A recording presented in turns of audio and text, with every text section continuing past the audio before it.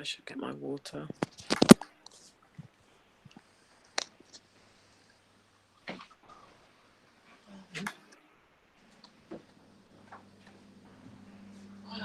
Sorry, I'm just... Oh, there it is. I've got my water.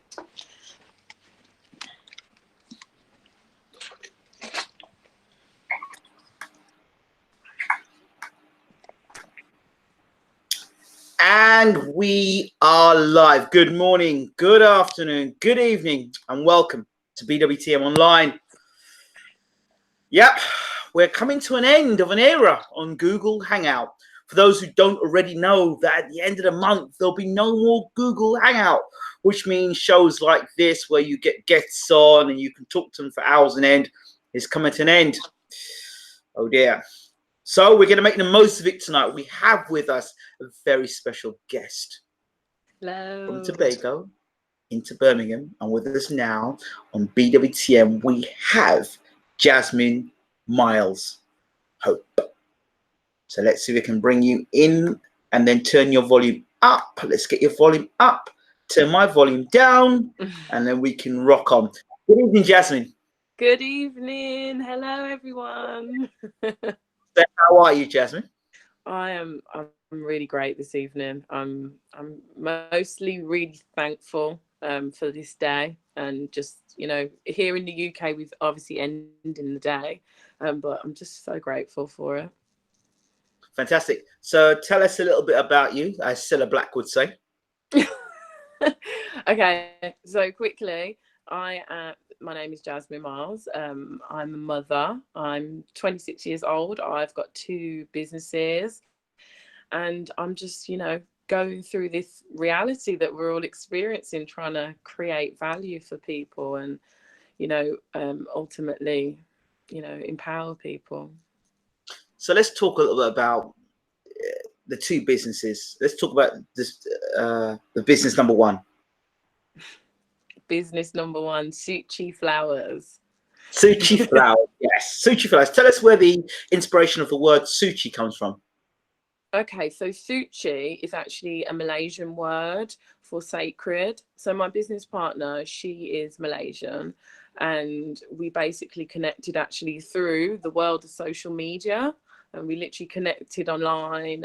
I thought that obviously she was living a plant-based lifestyle with her children, and obviously that's exactly how I'm living. So we just connected, and then basically together manifested Suciflowers. So Suchi is, like I said, sacred, and flowers. My name's Jasmine, which is a flower, and my business partner, her name's Rosanna, and in Arabic that also means a rose, I believe.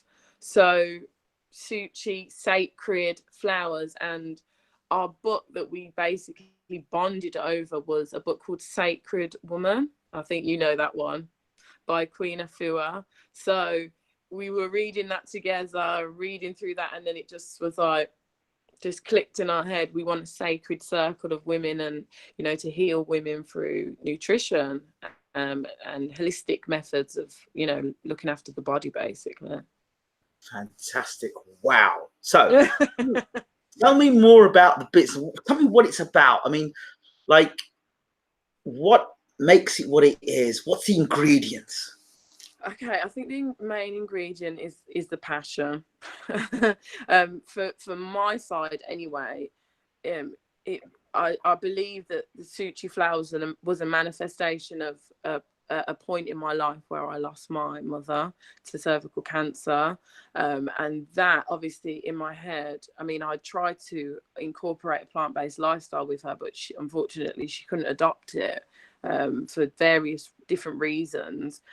And then obviously, you know, having her pass away, it was then the seed was in my head, because I was researching about people healing themselves, obviously ultimately with plants and herbs, and, you know, a different kind of mindset as well, not just the nutrition.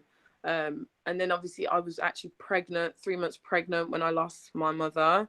So I still had to go through, obviously, literally raising my daughter, especially for the first year. It was really intense. And then obviously coming out the other end, I was like, you know what? I can't have anyone go through what I just went through, basically.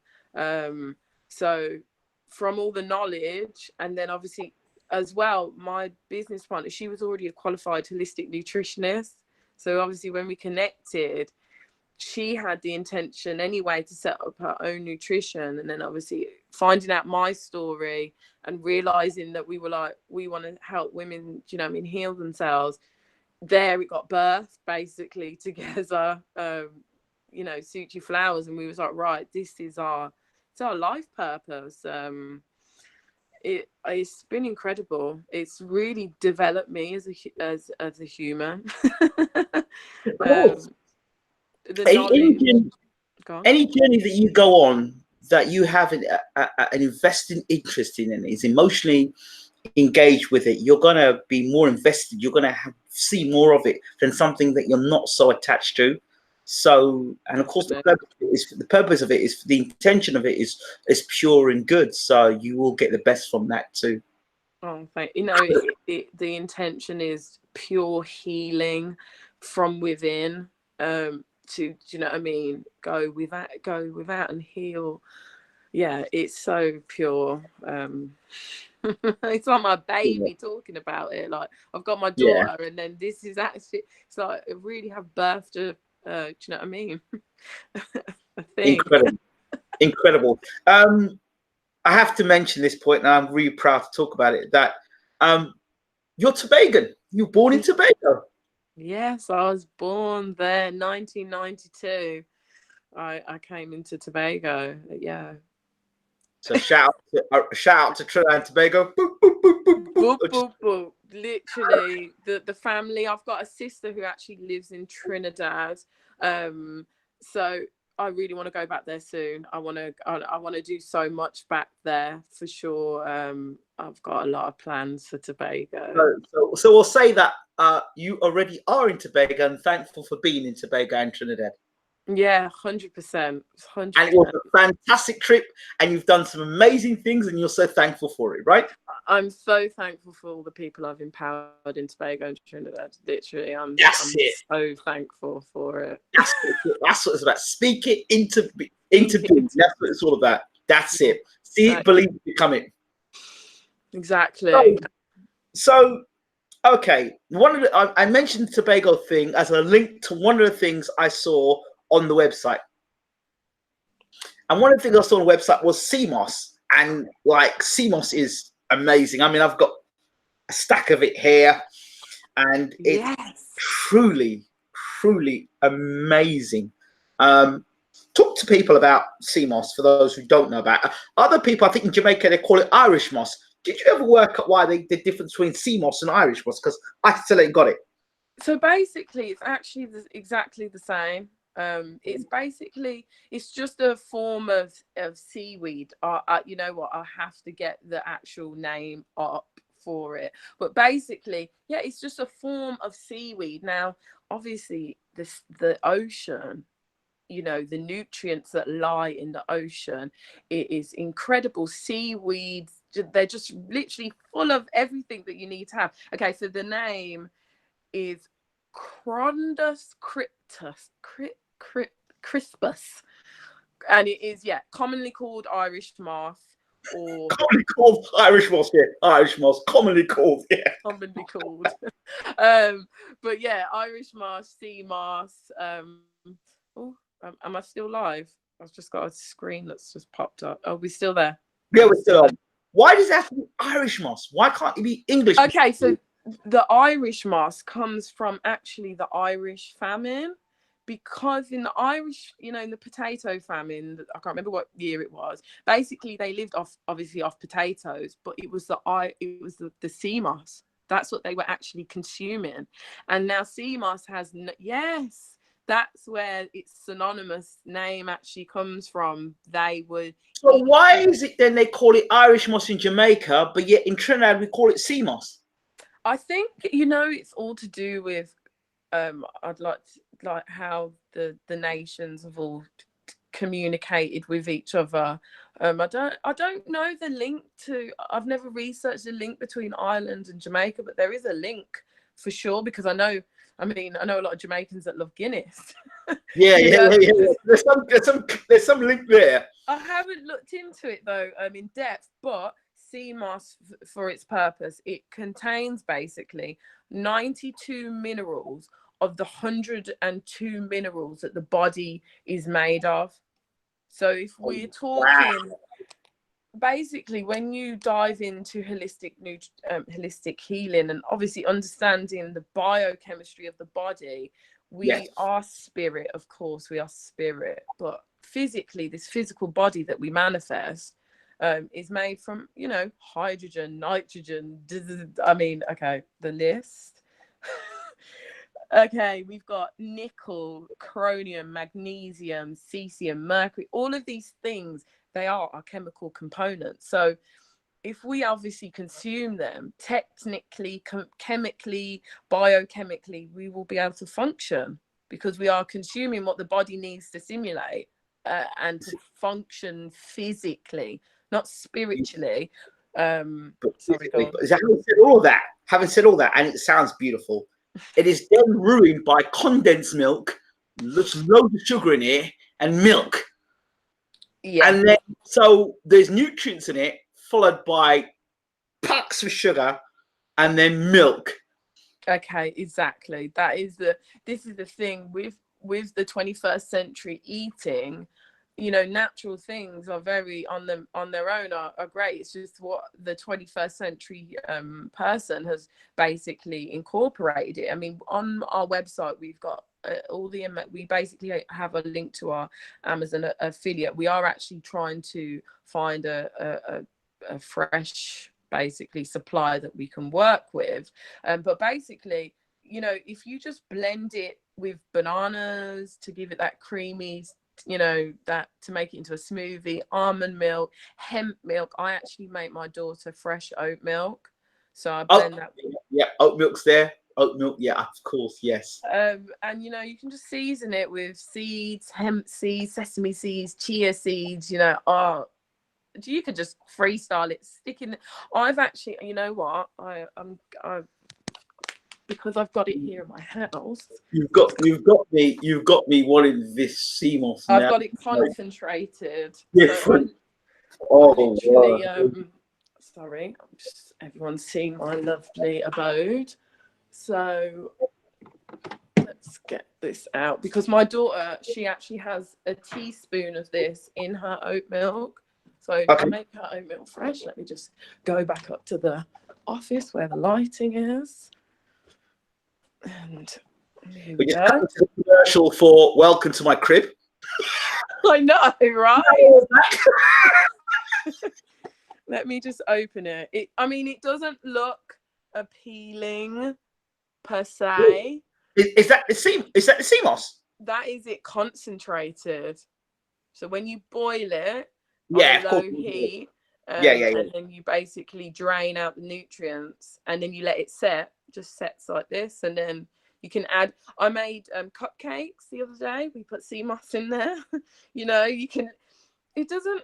When it's like this, it doesn't really smell like anything. I've had it raw. I'm at that stage now where I can just basically consume vegetables at will. So wait, so the myths about sea moss, because I know what sea moss does to me, but the myths about sea moss, are they true? What myths? I haven't heard any bad myths, to be honest. They're not bad. They're like an aphrodisiac. Oh, they're all the myths of the fact that it will literally bring you back to health in a week. I'd like to say, you know, it really does. It helps you completely. Like when I started taking it, I suffered from. I mean, my plant-based diet helped, but when I started consuming this, I mean, I literally live on 4 hours sleep. I mean, I'm full blown with my daughter, with her. Do you know what I mean? I'm just non-stop, and I feel like if I didn't have this, I don't know, maybe my energy would be lower because you're literally consuming what the body is made of. It's incredible. Like the earth, Mother Nature, she's a beauty. Sea moss. Now I understand what my attraction with it is and why I drink it so much. And when I drink it, I'm like, oh, this is brilliant. The other thing I like to drink as well, linseed. Do you know about linseed? Linseed as a drink? Because it got there's sea moss and there's linseed. I've not been, you know what, I follow some very in-depth and I've not come across linseed as a drink. I mean, as a seed, I put it over my salads and everything. But I've never seen it as a drink. Wow, you've educated me. Thank you. Yeah, and then you've got Morby. You know Morby, right? No, I've not heard of this. Morby is tree bark. It's not just not any tree bark. So you can't go to your local tree and start chopping that down. But it's a specific tree in the West Indies that you boil it, and when you drink you boil the actual bark, and it's like a diuretic, so it drains the body of excess water. Wow, very good, very good. Does run you to the toilet a lot. You pass a lot of water, but it's very good, diuretic, very nice. Morby, that is what you want to do. Mm. Get the fluid out. Dandelion is one of those, and that has been used by you know, ancient civilizations. That is a very popular when people are going through chemotherapy, to be drinking dandelion tea, because it literally makes your livers start just removing toxins, getting them out, making you literally get rid of there's this doctor called Dr. Sabi. You know, hold on, Dr. Lou. Dr. Sabi was the greatest, so they say. Oh, Doctor Who, sorry. Sebi, S-E-B-I. Oh, Dr. Sebi, yes. Oh, I mean, yeah, he is. He's incredible. His methods of healing are, you know, it's really when I found out that my mum was obviously suffering from cancer, I started watching this film called Cure Your Own Cancer Now, and they just basically explained that, you know, getting cancer is just basically a way of your body saying, you know, hello, I'm ill, can you stop doing whatever you're doing, because I'm at a point now where the body cannot take it anymore, whatever that may be. And ultimately you have to go back to Mother Nature, because that's where we've come from. Reassess your life, eat the herbs, eat the plants, and then obviously you can decide what you want to do after. And Dr. Sebi, he was, you know, he's very strict, but at the end of the day, if you're suffering from these chronic illnesses, it's like chronic illness, or you just have to pick one, basically, which path you want to go down. But ultimately now we're at a point in society where obviously you know, chronic illness is on the rise, but ultimately the cost for medical care is getting to that point where it's not sustainable. If that's what we're going to spend our money on, I believe that we should take that money out of healthcare and put it into other things that need, you know, resolving, because ultimately we can look after our health ourselves if we follow, you know, plant-based methods of healing. The last 2 days I was advised to start eating black mustard seed every night. I take that every night. After the last 3 nights I've been taking, or 2 nights I've been taking the black mustard seeds whole, raw, and putting in my mouth before I go to sleep, and then drinking water afterwards. Supposedly that kills the cancer off. It puts a casing around the cancer, and then it just neutralizes the cancer. But it does that to, it takes fat off the body, draws out all the illness and toxins out of the body. There's a person that how many people are willing to do that? You know, they really, it's quite shocking. You know, people, when you see but if you check about it, people are more prepared to invest in paying to cure their illness than they are to invest in their health. Illness or wellness, and they're prepared to pay more for illness than wellness, because they've been incorrectly educated about what wellness means. It's education. Education. That's literally, and that's what we see. Do you know what I mean? Inspire, as you kindly, you know, introduced me to that new word that is now in my vocabulary. Do you know what I mean? Inspire, not inspire from the outside in, not the inside out. So by watching us, you become inspired. Yes, exactly. That is what, and the education is key, especially for the children. That's our next campaign. Obviously, the kids are all in the UK are, on summer break, so we're Yeah. planning for, for the new term.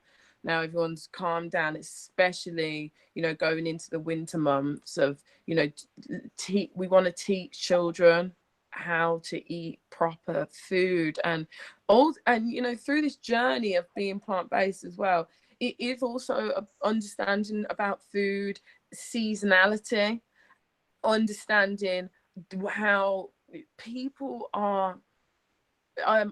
we are meant to eat off the land, aren't we? So everywhere you live, it changes what you are actually eating. And I think that's it's a thing that it's a movement that plant-based people are trying to, they need to, okay, fair enough, eat plants, blah blah blah, but can you get those plants where you live?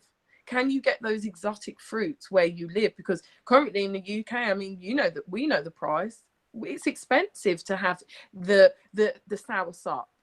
The sea. Now, soursop's another one that kills the cancer off as well. It does. And in the Caribbean, obviously, grows in abundance. In South America, it grows in abundance. There's an organic place that's down the road in Kent, where I am. Is it called Whole Foods? No. It's an independent one, and Okay.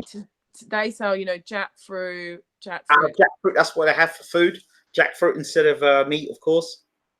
Incredible, and just an incredible fruit in general. But like a portion, maybe like about this big. It has about 12 bulbs in it.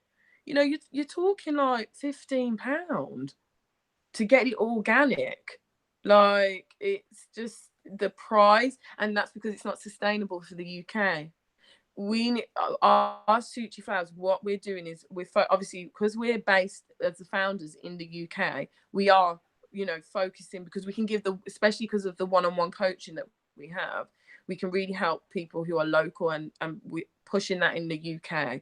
We need to understand seasonal food that is seasonal to the land, but ultimately we're still, do you know what I mean, we're a global platform. And if you can, that's why on our website we've got our Amazon store, which it's organic dried sea moss or organic dried soursop, and obviously the leaves you can purchase as well, because it's quite hard to get it in the UK. It's a difficult one to get it fresh. I was fascinated because in Trinidad, when I was coming back, I went to the store and they had soursop tea. Yeah, soursop tea. that's it. And I'd like to say the mortality rate, obviously based on health, is it's lower in the Caribbean islands, because fruit vegetables, but fruit that's In abundance. Fruit is the key. While we're at it, I've got to give a very quick plug here to the herbalist master Patrick Delves. Obviously, Patrick Delves has been on our channel many a time, very close friend of myself. Patrick Delves, we started him off on the channel years ago.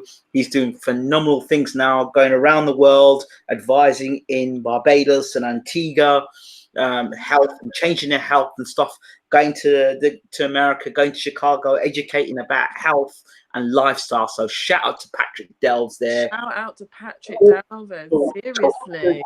He was willing, he was coachable, and look where he is today. So we're just going to give him a quick shout out there and give him a quick plug. Love you, Patrick. Right, so back to our point now. Pharmaceutical companies, the whole reason why there's illness and sickness and why that makes big business, because if we can cure ourselves, we no longer need the pharmaceutical companies to come in and heal us. Because really and truly, a doctor doesn't heal anybody, does he? Or does she? I see it as they are at the moment. It's such a, I've died. It's gone so deep for me. At a basic level, they are prolonging illness. They're not.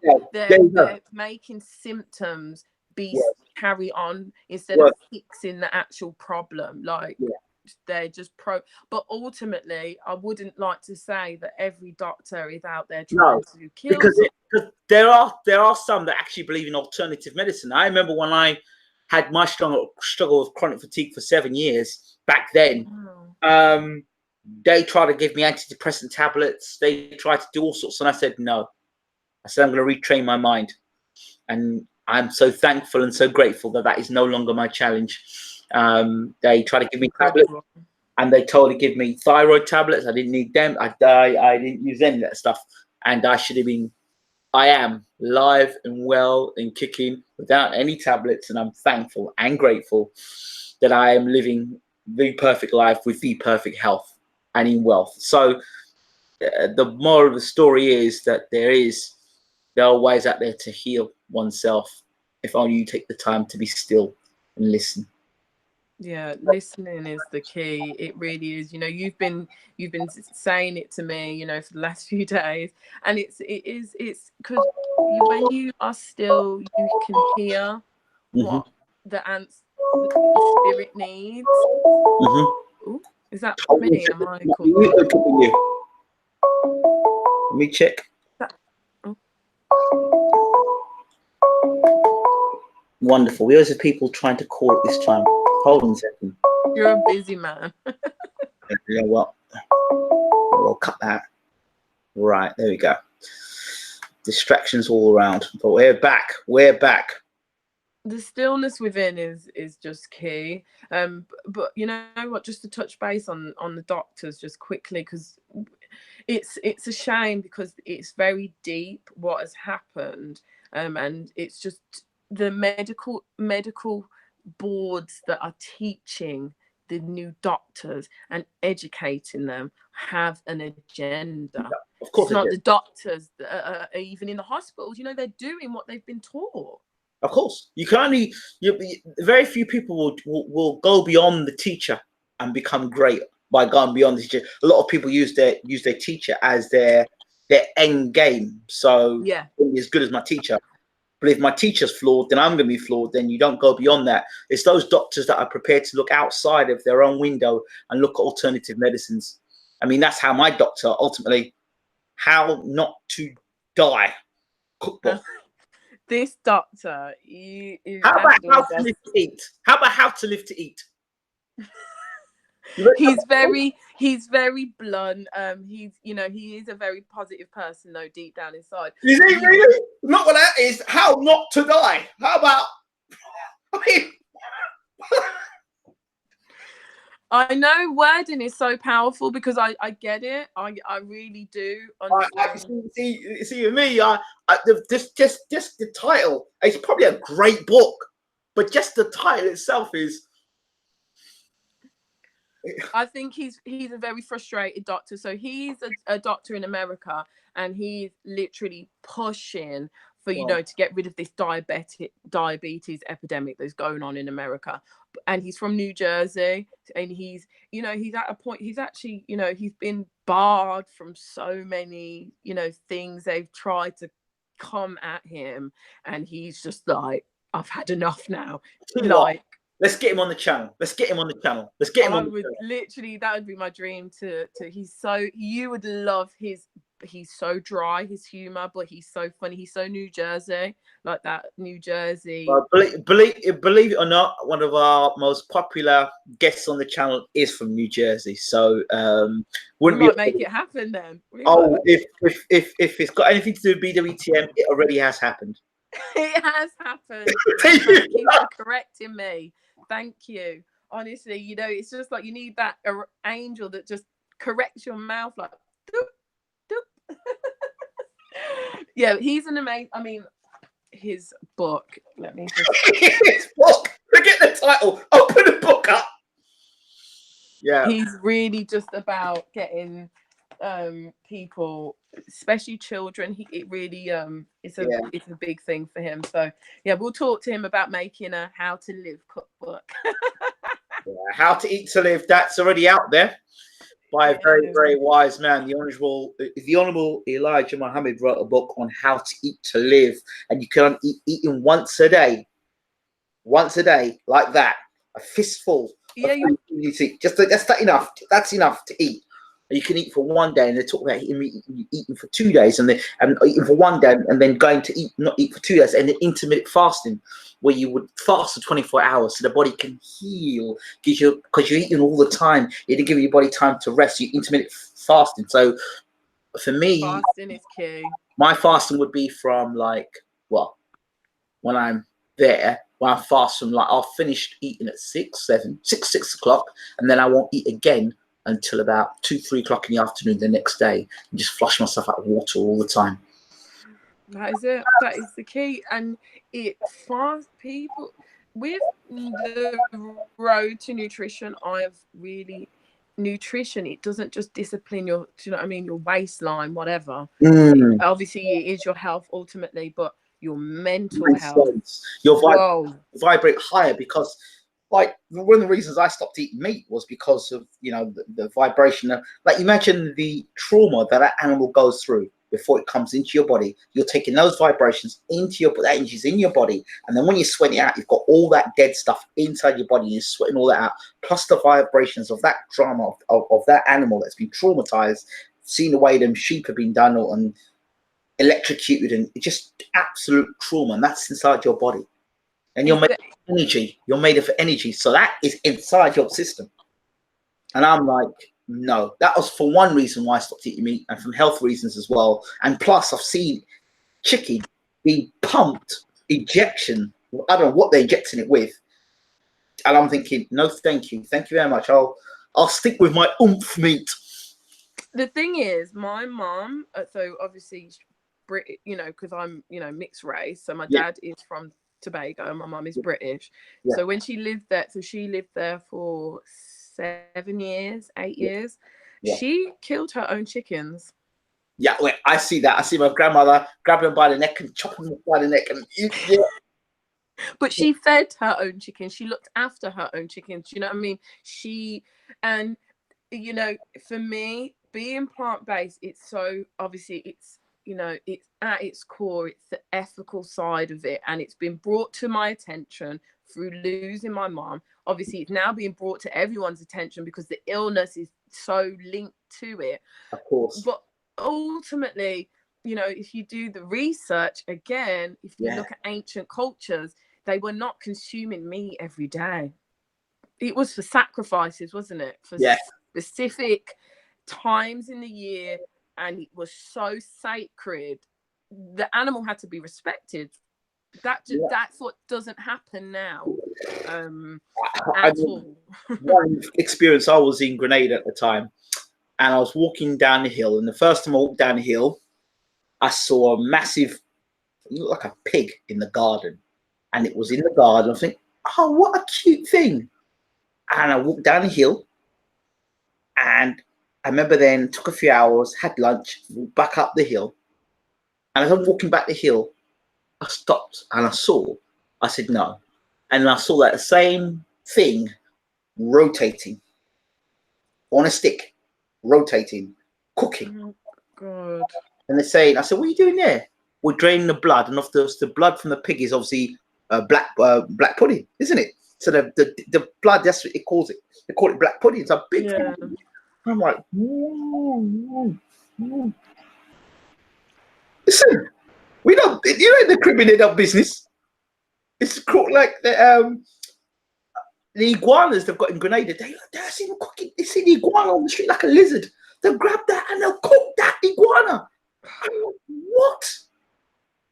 It's such a crazy thing. You know, can I just show you something really powerful? Go ahead. Here with me, and it's like, I don't know if it'll be, so basically, obviously being raised in the Christian faith. Yes, go ahead. As I grew up. So I've got my beautiful Bible here. Okay, so mine is, wait, hold on. What version have you got? What version did I have, you mean? Because did you have? It's eluded me. But mine, I want to put one. No, here it is. I've got the Amplified translation. So did yours have the translation from Hebrew? Mine's the application study Bible, so I don't know what it's got in it. It's got everything in it. It's got I all... think yours is the same as mine. It's like an amplified, deeper version. Go ahead. So basically, obviously, through going plant-based and obviously revisiting my spirituality through my journey again, through Suciflower, through well-being and everything, I've gone to reread it. Okay. Now, so we're on Genesis, and we are on, we are on The third Bible study of the week, but go ahead. We are on, so Genesis 1. Yeah. So, hold on. Yeah, Genesis 1, verse 29. I'm going to read it to you. I don't know if yours will say exactly the same. So this is God, obviously, we're at Genesis with the earth's beginning. God, he's done his bit. He's created it now. So God said, behold, I have given you every plant yielding seed that is on the surface of the entire earth, and every tree which has fruit yielding seed, and it shall be food for you. Semicolon. So God's finished that sentence, hasn't he? He took a breath and he said, and to all the animals on the earth, and to every bird to the air, and to everything that moves on the ground, to everything in which is breath and life, I have given you green plant for food. Another breath. And it was so, because he commanded it. Now, I read that as no point in that sentence did God say that we should eat animals. He just said, eat fruit and plants. But a lot of people don't like to read that. Especially people who consume meat and they are very, involved in religious texts. That is right at the start of the most famous books in history. Thank you very much. I really appreciate it. That was very nice. Thank you. When I read it, I couldn't believe it, because I read it with, and because obviously this is the Hebrew version, and that Hebrew words hold many different meanings. So obviously, as it is said, it is. And he finished his breath, and then he went to talk about what the animals should eat. He didn't say anything else after. Father said it to be light, and then it was. Yes, indeed. That's it. So that's a bit of. That was very good. But you know what? Talking about well-being, and again, we can just go straight to the start of Genesis. I've actually highlighted how many times God says basically affirmations, sustained affirmations. God created the earth with his sustained affirmations that he desired to create it. Remember, you let there be light, and then there was light. There was no doubt that there was light. It's like that. Just spoke. Literally, verse 10. God called the dry land and earth, and the gathering of the waters he called the seas. God saw that it was good, pleasing, and useful. He affirmed and sustained it. Fantastic. Powerful. Fantastic. So I am. What's the word? How are we feeling? How's the energy feeling? I feel such a good energy right now. I feel what's the word? I'm further impressed in your products. I mean, we haven't even got onto the actual detox books, have we yet, either? Oh yeah, it's all good. People in there going, what is going on here? I know we're going from like boom, boom, boom. I think people will stick with us. Now, okay, so we took, and that was just talking about sea moss. Okay, so wow. Okay, so from sea moss, we're going to talk about. You talked about the detox. Tell us about the detox. Okay, so detoxification, again, we can go back to fasting. Fasting is a way of detoxing, and obviously ultimately detoxing with the food. So let me just so we've basically made two detox books. Now one is 4 days and one is 7 days. And the 4-day one is like a kickstarter to say, I don't know, I've had a heavy week, I've been on a holiday, or I just want to flush my system, get ready back to whatever I was doing, and just feel fresh. So 4 days, and you are juicing. You are juicing for 4 days, and you are fasting between your meals. You're not snacking and doing all of that. But ultimately, it's basically a step-by-step guide. So I don't know if, you know, the iPad is going to start flipping around the screen, and I don't know if you can actually, probably not see that. Bring it close to me. Bring it close to me. Okay, that's just like, no, it's just too bright. Hold on, let me turn the brightness down on the iPad. Fantastic. It's fantastic what you're showing. It's a completely blank screen. But it's brilliant. I mean, it's fabulous. It's full of, here we go now, right? It says your daily, or your body's daily org, this way, back this way, this way, this way, this way, the other way, the other. Okay, yeah. So your daily detox schedule. So basically, this is just, you know, I'll read this page to you because it's key. It's actually so key. Well, if you can push it to the screen, because I can see it, and I think, but you can push it to the screen. Right, you can see it. Your body's daily organ detox schedule, the liver through recovering channel. No, you better read it. Okay, the liver removes chemicals. Yes. So the skin through sweating, that's how you remove more chemicals. Your intestines obviously pass away through them. The kidneys are helping you pass your urine, and the key one is the lymphatic system. The lymphatic system. This is basically running around your whole entire body. It's basically in, you know, your armpit areas. There's lots of them held here. They're called lymph nodes. I know them very well. The lymphatic. So through my nutrition studying, I've studied Ayurveda. I don't know if you've heard of that. Ayurveda, yes. They are the lymphatic kings. It's not connected to yoga as well. Yeah, so so Ayurveda is the food side, and yoga was the physical side. They were basically 8 shamans at the time who went up into the mountain. They were 8 villages. They all came together as one community at this point in time in India. Yeah. Everyone started going crazy. Well, Jesus was up in those mountains before he came down and did his service. He was up in the mountains of India. For those years they never spoke of Jesus, he was up in the mountains learning all that stuff before he came down and started doing his ministry. Jesus Christ. Jesus Christ, up in the mountains, learning all his trade before. The Lost Books was where he was up in the mountains. He was learning in India all that stuff before he came down and served. He didn't suddenly just was a carpenter and suddenly served. There'd have been some way he got all those teachings and was able to manifest what he was able to manifest. He got taught, and he went up into the mountains and got taught and went into a place of silence. And then he came down and then he did his work.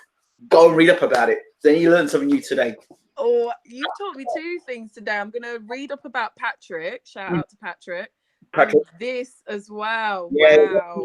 He went up to the mountains of India. I didn't know that. These are the Lost Books. People don't talk about it. They really talk about his ministry when he started.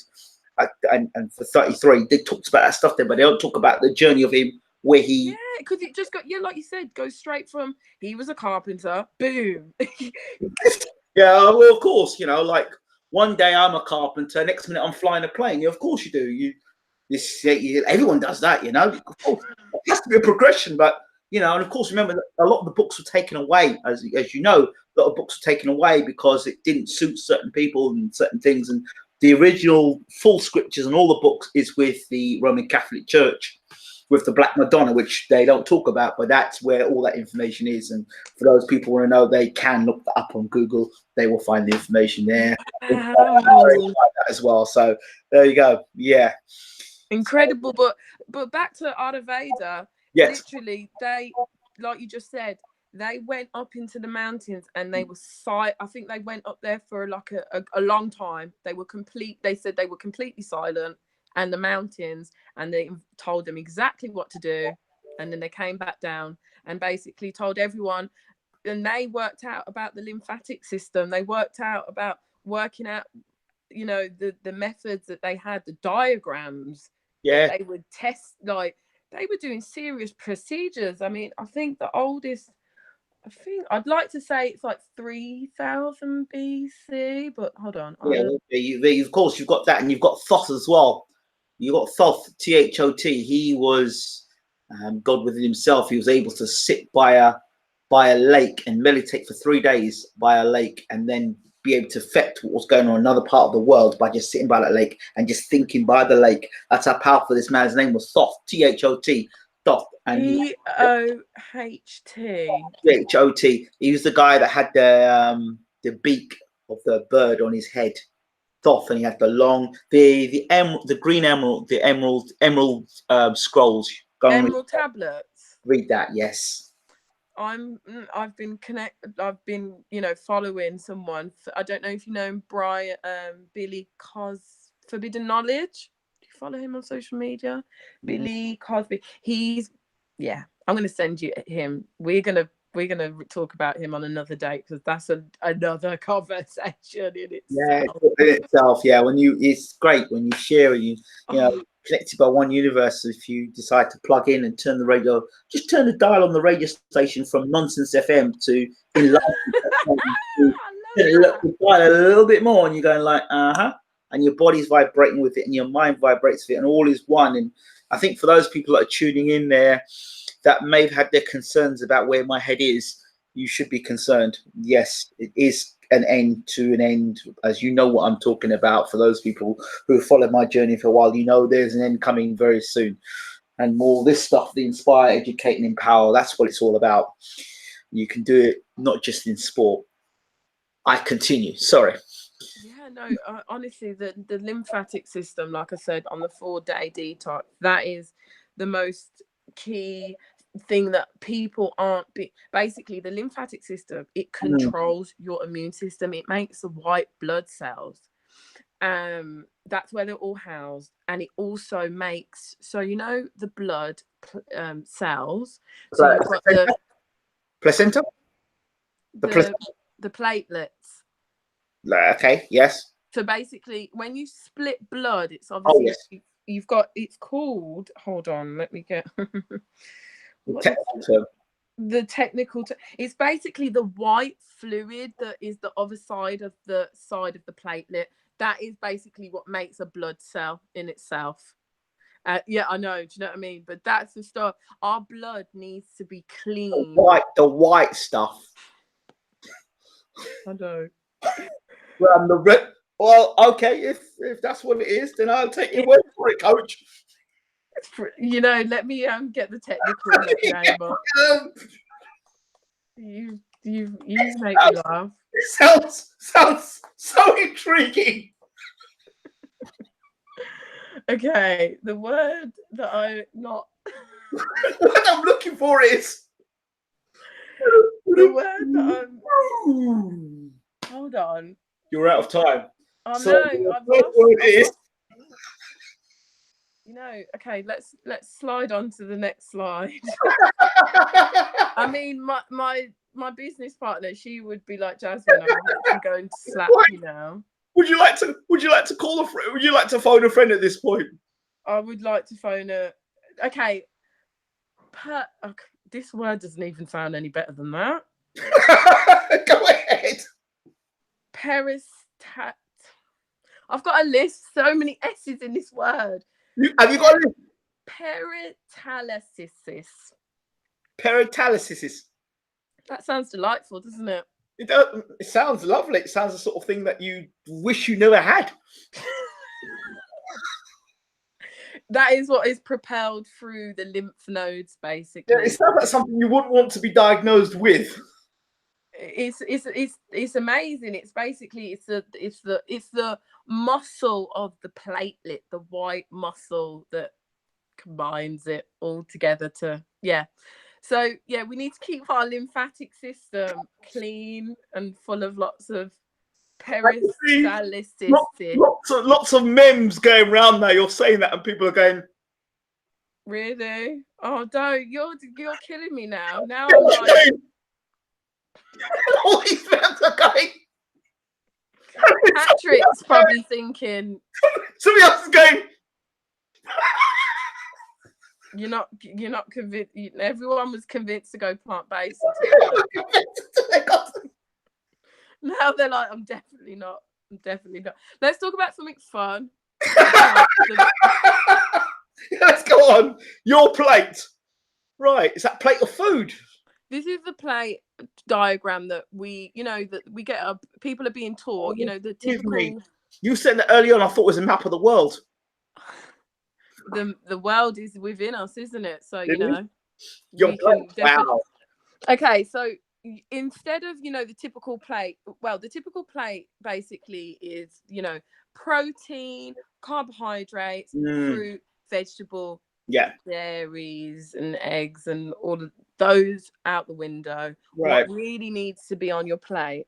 So this is a standard full plate. So for the purposes of obviously eating correctly, you want to wake up in the morning, you want to keep your belly empty you want to be awake for 2 hours without, consuming any food. You want to fast out that last whatever might be left over, get some water running through you, wake up your body with fluids, all of that stuff. Then you have your, you break your fast with fruit, ultimately. And then small plate of, carbohydrates to take you through that morning bit. Then this is the plate that you're going to eat at lunch, because it's a good time to have your big meal, because you don't want to be having a big, huge meal in the evening, because it's going to carry on digesting while you're resting. And I'll talk about it spiritually in a minute. But so we've got leafy green vegetables. That's going to have all of where you're going to get all of your dense nutrients, all of your, everything to basically keep you healthy. Literally, all of them. How not to die, of course. Exactly that. And then we're gonna people's concern. What is their concern with plant-based? Where do you get your protein from? The first question that everyone lentils was asking you. So we're gonna get it from our beans, our legumes, our peas. Also our grains, our nuts, our seeds are just packed full of protein. You said that protein doesn't come from meat. It's the biggest fallacy there is. A protein comes from plants. Because the cow, it's amino acids. That's protein. Yes. That are made in the plants, and then obviously the cow eats it, or the chicken, and then you're eating secondhand protein, but ultimately, dead protein. Because I'm going to add that in the Caribbean we have something called cook-up food, or we used to eat a lot of stuff like that, soul food, which we'd call our potatoes, dasheen, mix it all together. So we'd have our protein, and then we'd have our meats, our vegetables, chuck them all in together. And that was supposed at the time, and West Indians still eat it today, but all that was for was when we got exploited. It was to create big, strong slaves. So it was for slave food, so the slave could endure for the whole day and work many hours. That's what the food was based on. The hard food, the soul food that so many West Indians worship. That's what was there. It wasn't there for our health. It was there for our endurance and for our stamina. That's what it was there for. Back in the day, that cook-up food. That's what it was there for. That was the origin of it. See, that word soul food. I've been a few doctors that I follow that are they're black African doctors that are plant-based. They're actually what's his? I'll get the name. Okay. Send it to you. I'm so terrible with my mum brain sometimes recounting people. Sorry, everyone. I'm sure you'll put a lovely list of all our people. But basically, soul food, obviously, like you said, yes, when the slavery was happening. But the soul food, the meat that everyone was eating, that was soulless, because they were getting the secondhand food. It wasn't. They were getting all the offal. All the horrible bits of the animal. That's what they were eating. It was soulless. Yes. It's just that obviously at the time he explains, these people were trying to keep their souls alive. They were, what else? Someone's giving you something to eat. You either eat it or you die. Literally. You take what you're given, as they say. Obviously, it did become their soul food, but it wasn't soul food. It was soulless, because there was no soul in that food. You have to tell them. You have to tell them. You have to tell them. And if they have to hear it in such a way that makes them realize. See, we don't hear, we must feel. See, we can't hear, we must feel. And often we have to be traumatized for us to understand or overstand what's going on. That is so true. We hard-headed. We folk hard-headed in the Caribbean, real hard-headed. You know what, you're right, because you know my sister, obviously, she's, you know, she's a Christian, and I've tried to tell her, and she's and you know, I haven't actually spoken to her in a long time. We're both very busy with what we do, but yeah, she truly believes, you know, that eating meat is something that she should be participating in. And I haven't had the conversation with her in depth since, you know, launching my business, but you know, it's something they really they do value. Food is culture. It's not just food. It's not just some people. I mean, I eat for what I've always been. As I've grown up, I did gymnastics for a long time when I was younger, so I had a very funny diet anyway. I didn't eat. I found eating food just a task. I get that. Just with getting the weight. That's just me. But for other people, it means so much to them. It is so in their culture. It is part of their everything and more. So yeah, you're right. You have to come at it a very different way, and make them feel more than just telling them facts, because you know it is someone's culture, and you're taking away a part of their identity and changing it. Absolutely. And people don't like change unless they've been forced to change, and it's affecting them in such a dire way that there's no choice. But even then, some people say, well, if you talk to people like my dad, they'll tell you things like, oh, you know, I gotta die anyway, so I gotta die, so I gotta die. So that's how they think. That's exactly what the issue was with my mother, obviously, and it's every, you know, we're not here to control anyone. Everyone has free will to do what they want, but ultimately, as compassionate beings that we are, I don't like to see other people in pain, and then that's where, like, you know, where we're trying to step in and obviously educate and empower people, because people don't talk about their pain, do they? They just brush it under the carpet, and they just keep going in this mode that obviously it's consciousness, and you know, finding people are, we are transitioning. Consciousness is becoming, you know, awareness right now. People are, it's happening. It's happened. More people are aware. People like yourself, it is continuing to evolve, and people are beginning to listen more, and they'll look at you and they'll listen to you. And I really hope so. Well, I believe so. We believe, don't we? We believe. We have the faith. We have the faith in us. The faith of the mustard seed. The faith of the mustard seed, the celery juice as well. Another tip, anyone watching, celery. I know you might think, but it basically, another one like mustard seed. So you know, they're all different ones you can take. What we want to do is starve the pathogens that are in our gut, and starve them. All disease starts in the gut. All disease lies in the gut. So if you have your body alkalined, yes, every morning, if your body's alkalined, then there is less chance of disease in your body. Exactly. Sorry.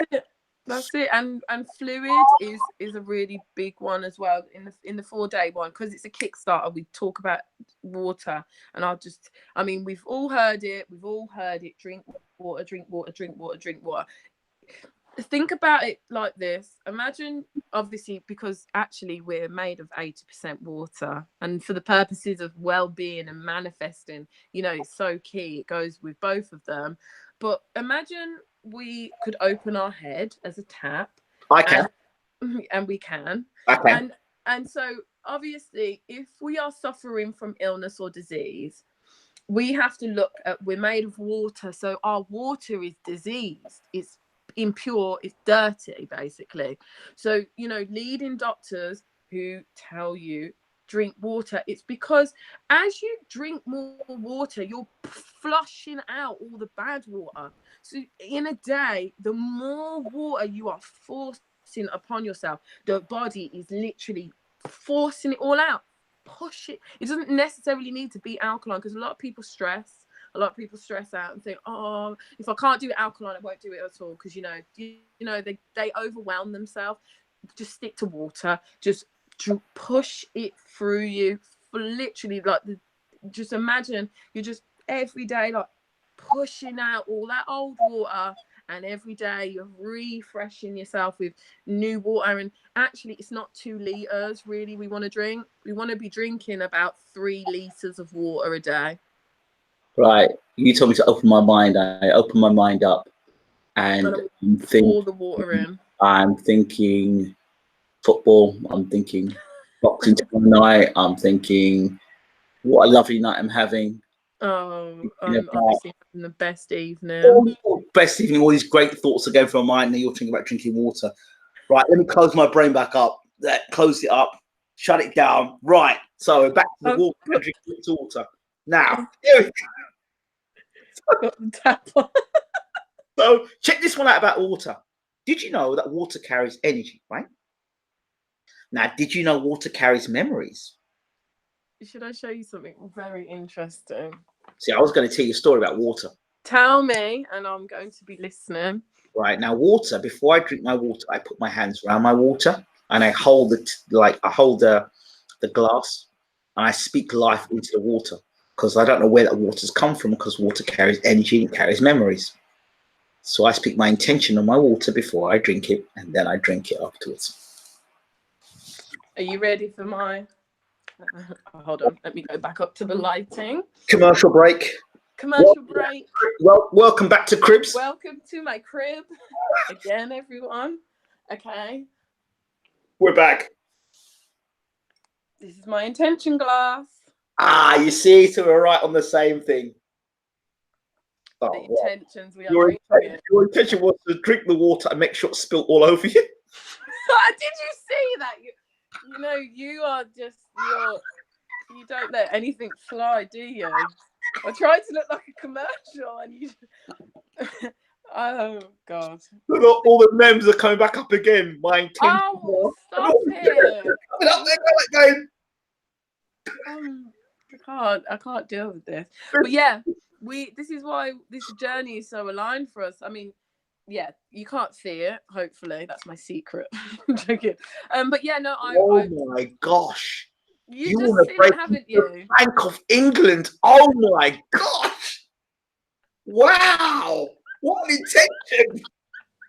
I thought you said you were about purity and all this stuff. What's going on? You want to break into the Bank of England?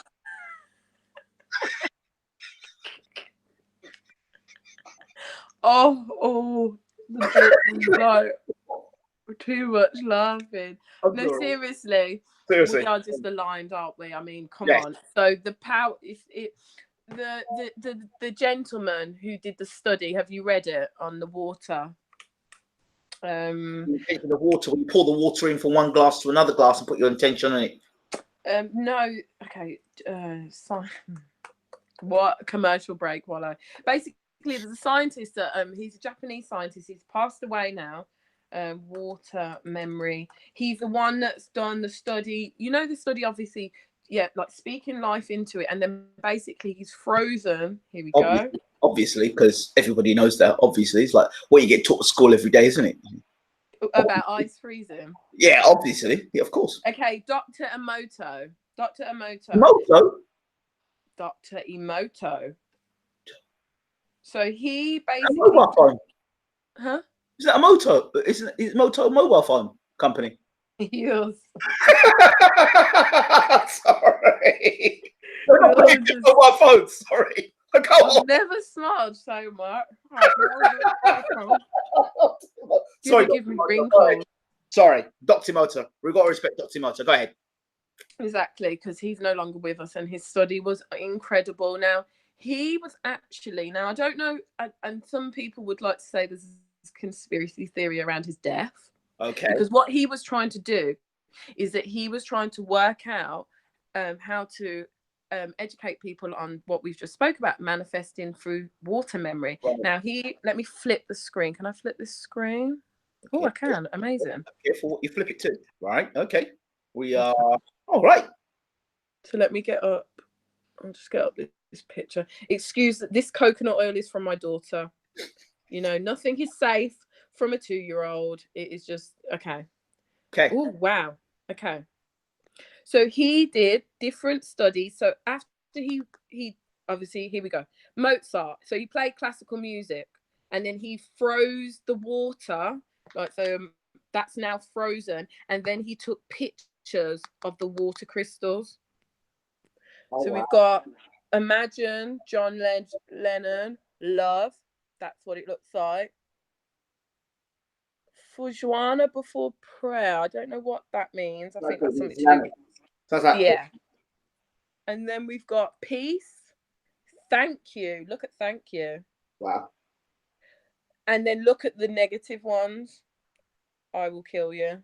Well, I'll kill you, or maybe what's it? What's the name of that title? That book? How Not to Die. How Not to Die. Maybe we should put that as one of those then. So as you can see there, this is Negative energy. The energy. Now he basically was trying to do a study that was to clean water. He wanted to clean polluted water with energy. Now he's no longer with us.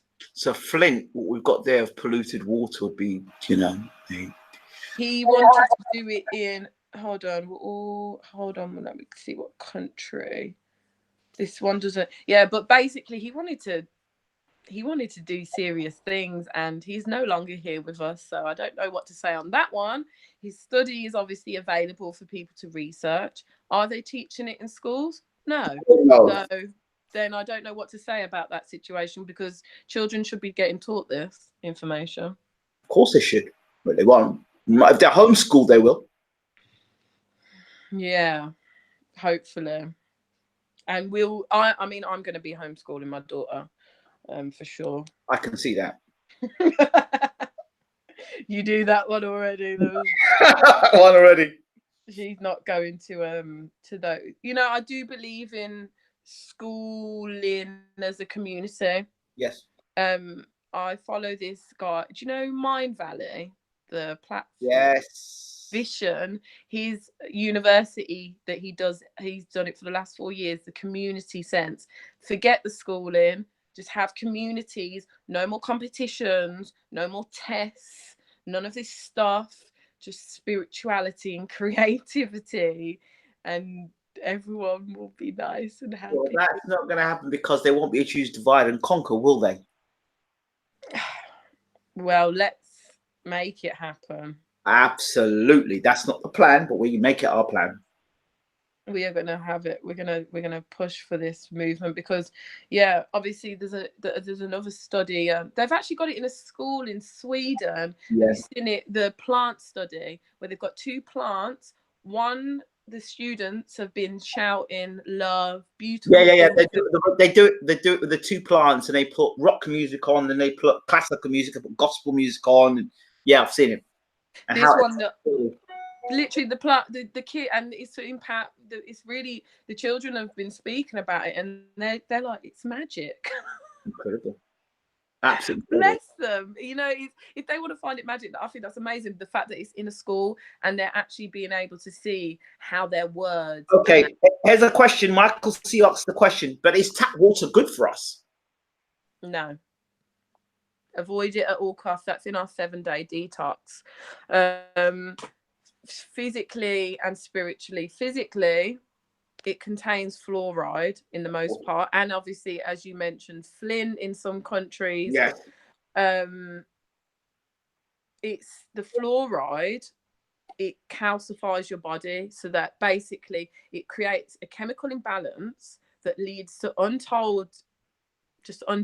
You know, on the back of toothpaste, it says if you consume too much. Hold right there. Hold that thought. Hold on. No problem. I'm holding the thought.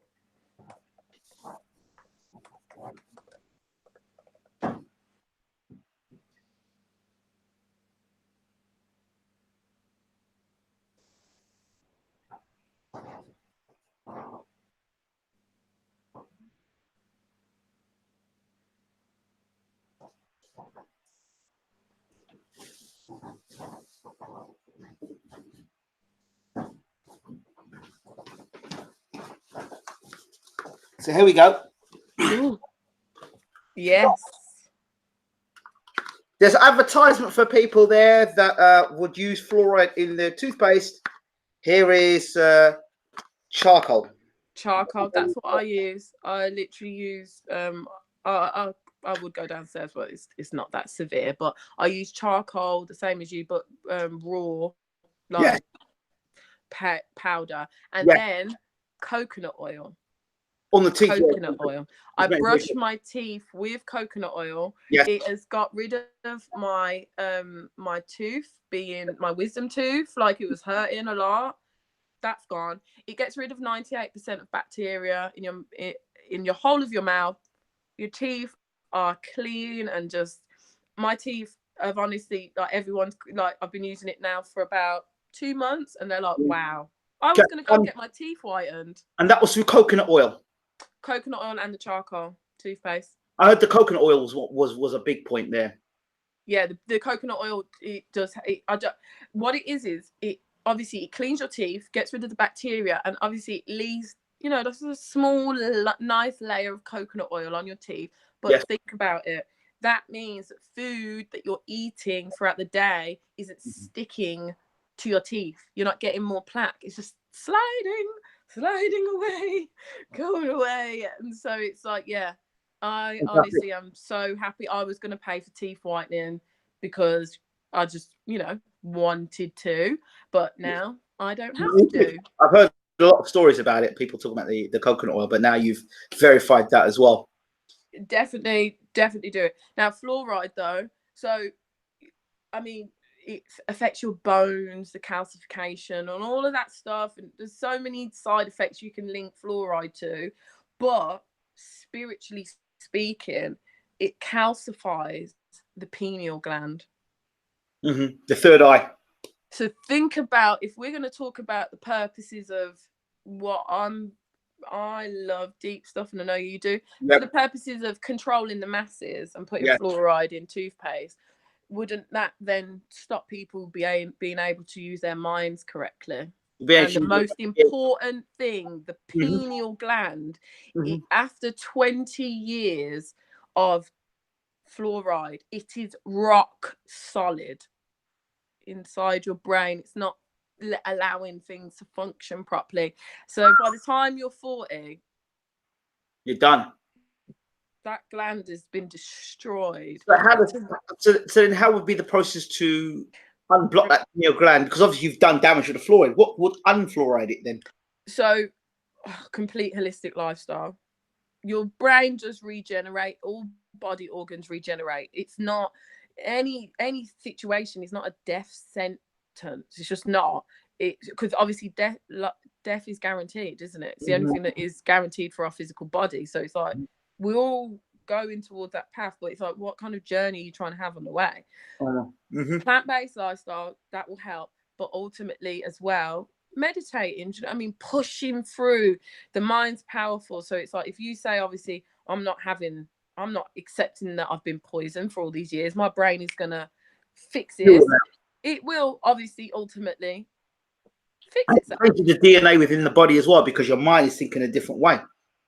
I've been reading this book called 3 Magic Words. Absolutely mind-blowing. I mean, it talks about the mind and on such a deep level. I heard a story that said the brain only operates, the people use the brain at 30% or 18 or 20%, whatever the percentage was. I always thought to myself, well, okay, if you're saying the brain, the humans only use their brain at this capacity, then you must know, if you've got a percentage, then you must know what the full capacity of a brain is. Clearly. Because how can you tell of a percentage if you haven't got the whole full picture? You must know the full scope. You know what it is? It's like you said, it's all wording. Everything. I feel like in the last, this book actually is very deep. It would say that the conditioning of the mind has been happening for about 2,000 years on a very, very serious level of individuals who have decided to condition people's minds for their own gain. And he explains in the book, humans have free will, and that is why anything can happen in this world. The mind can manifest what it wants, and he even explains like evil He explains it so deeply. He explains how they're just errors in humans' mind, but ultimately, like you said about the capacity of the brain, we can do anything, infinite. Like literally, he's obviously to the point of the more you go deep, like you said, get still. He explains, obviously, we are the subconscious mind. The subconscious mind is within everything. It's everywhere. So what could you do at that point in life? He says we're actually in the 4th century of humanity. We're going into the 5th century, then the 6th and the 7th, and then after that there will be no more humanity as we know it, because everything we have a cycle. He explains actually like the fruit of the tree, it bears and it goes. There is a cycle to this, but basically we're in the 4th century. We're going to go to the next century, and it is human consciousness that is always evolving throughout the centuries. But basically what has happened in the last 2,000 years, not centuries as what we believe as centuries, the time is different, like the time period. It even discusses, do you know what I mean, in the Bible obviously it explains how Noah lived until, how long did he live? Until he was 400 or whatever. Those are true stories. In the sense of metaphorically that, but humans did live till that long. He said in centuries before, and the giants, all of that stuff is completely true. Have you heard of Easter Island? You know where those statues are? Yes. He said that those were actually molded by hands that big. Wow. Talks about Atlantis. Obviously, we know from Egyptology, and and I'm sure you've probably been awakened to the mind capability of how the pyramids. He talks about all of that, how it was not manual labor at all. It was spiritual labor that moved them blocks, because Egyptians and I've been looking into the Kushites, which is the Sudanese.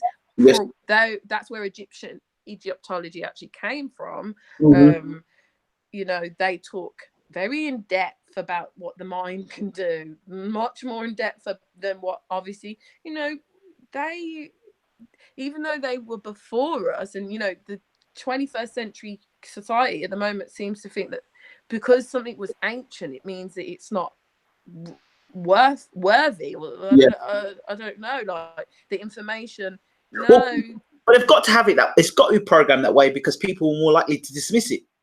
If you there we go. That's you dismiss it, people because people don't want to read. But if people read and they become educated, you don't want people reading, so you dismiss it. You make it dismissive. It doesn't matter, and the sheep will follow that. But those who will sit back and think, hold on, let me analyze this, let me look at this. Your brain's got to be tuned a certain way. Wavelength, your vibration is very different, you see. Yeah, no, the book is incredible. 3 Magic Words. The author is called UL Stanley Anderson. He's passed away now. He passed away. He made this book in the 50s. Wow.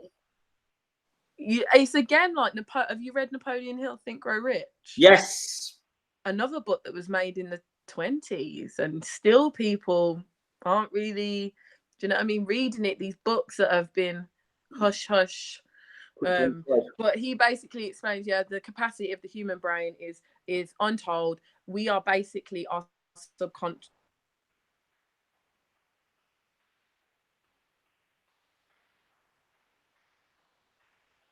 You haven't gone, have you? You haven't left me, have you?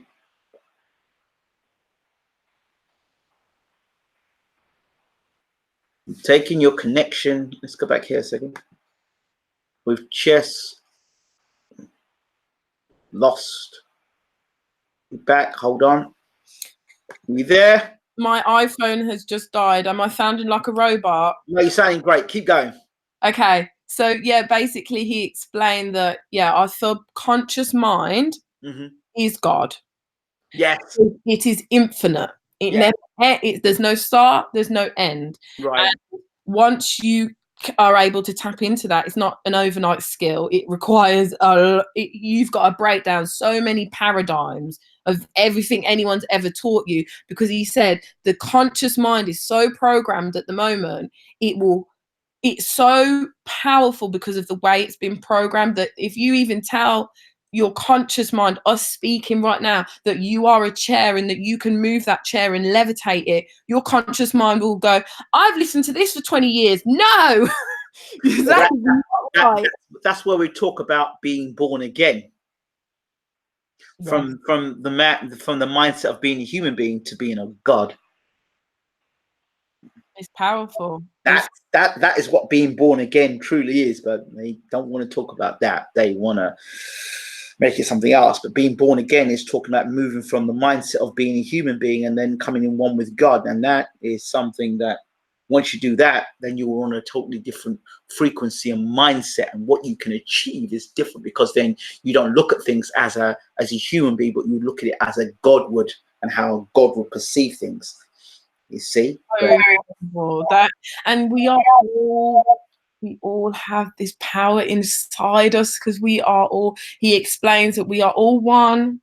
But what it is, he basically explains, we are spiritual beings that have come from having God. a human experience. We're having this human experience, and what the ultimate creator gave us was free will. Oh, what everyone, you know, the earth, the stars, they're all spirits. They're all spirits, and they all have their own spiritual value. But what makes humans different is that we can do what we want on this planet.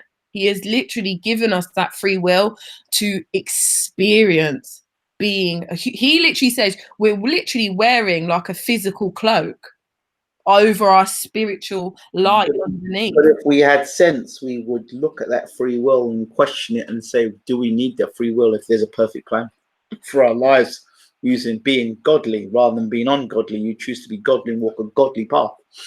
Well, what he explains it in a way that he says that the creator gave us this experience, and he gave us the free will because the creator is everything and he's always expanding. However, it is progressive. This is the word he used. He uses the word progressive, and this explains things that are unprogressive, negative things that hurt people. They're not progressive. It doesn't give value to anyone. So right. He doesn't make it, he says the word evil, and that is wrong. He says errors. They're right. Errors of human experience that are not progressive. They don't help people, and they don't help us experience the beauty of the planet that we have been gifted by the creator to enjoy. You know, going down and cutting down a tree isn't progressive. The tree's got to grow again.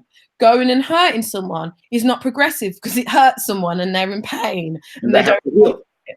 And he's like, if you just look at it like that, and he actually goes on to explain some of the worst crimes in the world. We won't get into it, but he links it back to forgiveness, and he says, if you can understand that these are human errors of a human experience, you can understand forgiveness, because when you forgive, you understand that people have free will to do what they want, and that actually enables you to forgive more. And I truly, in my journey learning forgiveness, I do believe that is the key, because it stops that cycle of going around, and learning to forgive yourself. I've been doing that journey of forgiveness, you know, because it allows you to progress. Absolutely. And if you don't forgive, and then you become ill, and then we have things like cancers and all the rest of it that come along. So karma there's spiritual karma with it as well, and physical karma that goes with it. It's so true. It's so holistic health is, you know, it's so amazing. It's such a beautiful way to live, because it's so fair, and it's you know, it's not biased. Like, we can all incorporate holistic health, because it is, you know, the best way to live. It's just the best. We can live on this planet holistically. Together, I feel. So we've talked about the nutrition. We've talked a little about nutrition, and there's loads of stuff on the website about nutrition. We've talked a bit about spirituality, which is fantastic. We've covered, and there's so much more we can cover on that. We've covered. Let's talk a bit about the coaching. Talk to me about the one-to-one coaching, or the coaching from your perspective. Okay, so with Suciflower, so we at the moment we've got 4 it's called the Four Seasons. And again, back to it being, we named it Four Seasons because literally there are 4 seasons in the year, and we wanted to link it to seasonal vegetable, like our nutrition side. And obviously through Ayurveda, learning that actually the earth gives you different food at different times of the year because it wants you to do a different form of healing. So we in the spring, we had a course called Blossoming, and that was giving people, using to blossom, to come into spring, to the benefits of, coming out of winter, shedding that winter, and waking up and all of that stuff. But now we're in summer, and this summer season coaching of the course coaching. Oh my God, that was awful. It's called charging, because Okay. it's charging you. Literally, this is now the time where we are soaking up the vitamin D, Yeah. and charging our bodies. So the coaching it's a 3-week course we are offering, and it's got 9 modules, which are basically taking our clients deep within their mind, body, and soul through nutrition. So, like I said, nutrition is everything. You can fix your body. Yes, you can fix your mind. The food that you eat, certain foods, they help your mind more than others, and that's just it. And then your soul, again, plant-based, not eating, entities, and, dealing with all of that stuff.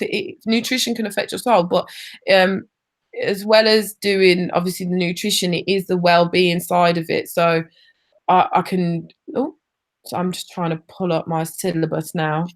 Yeah, that'd be great. Where is my OneNote? Here And we then go. we'll screen share again. Oh, can we screen share? Well, you have to share your screen. Oh, this is incredible. You should be screen shared early on, didn't you?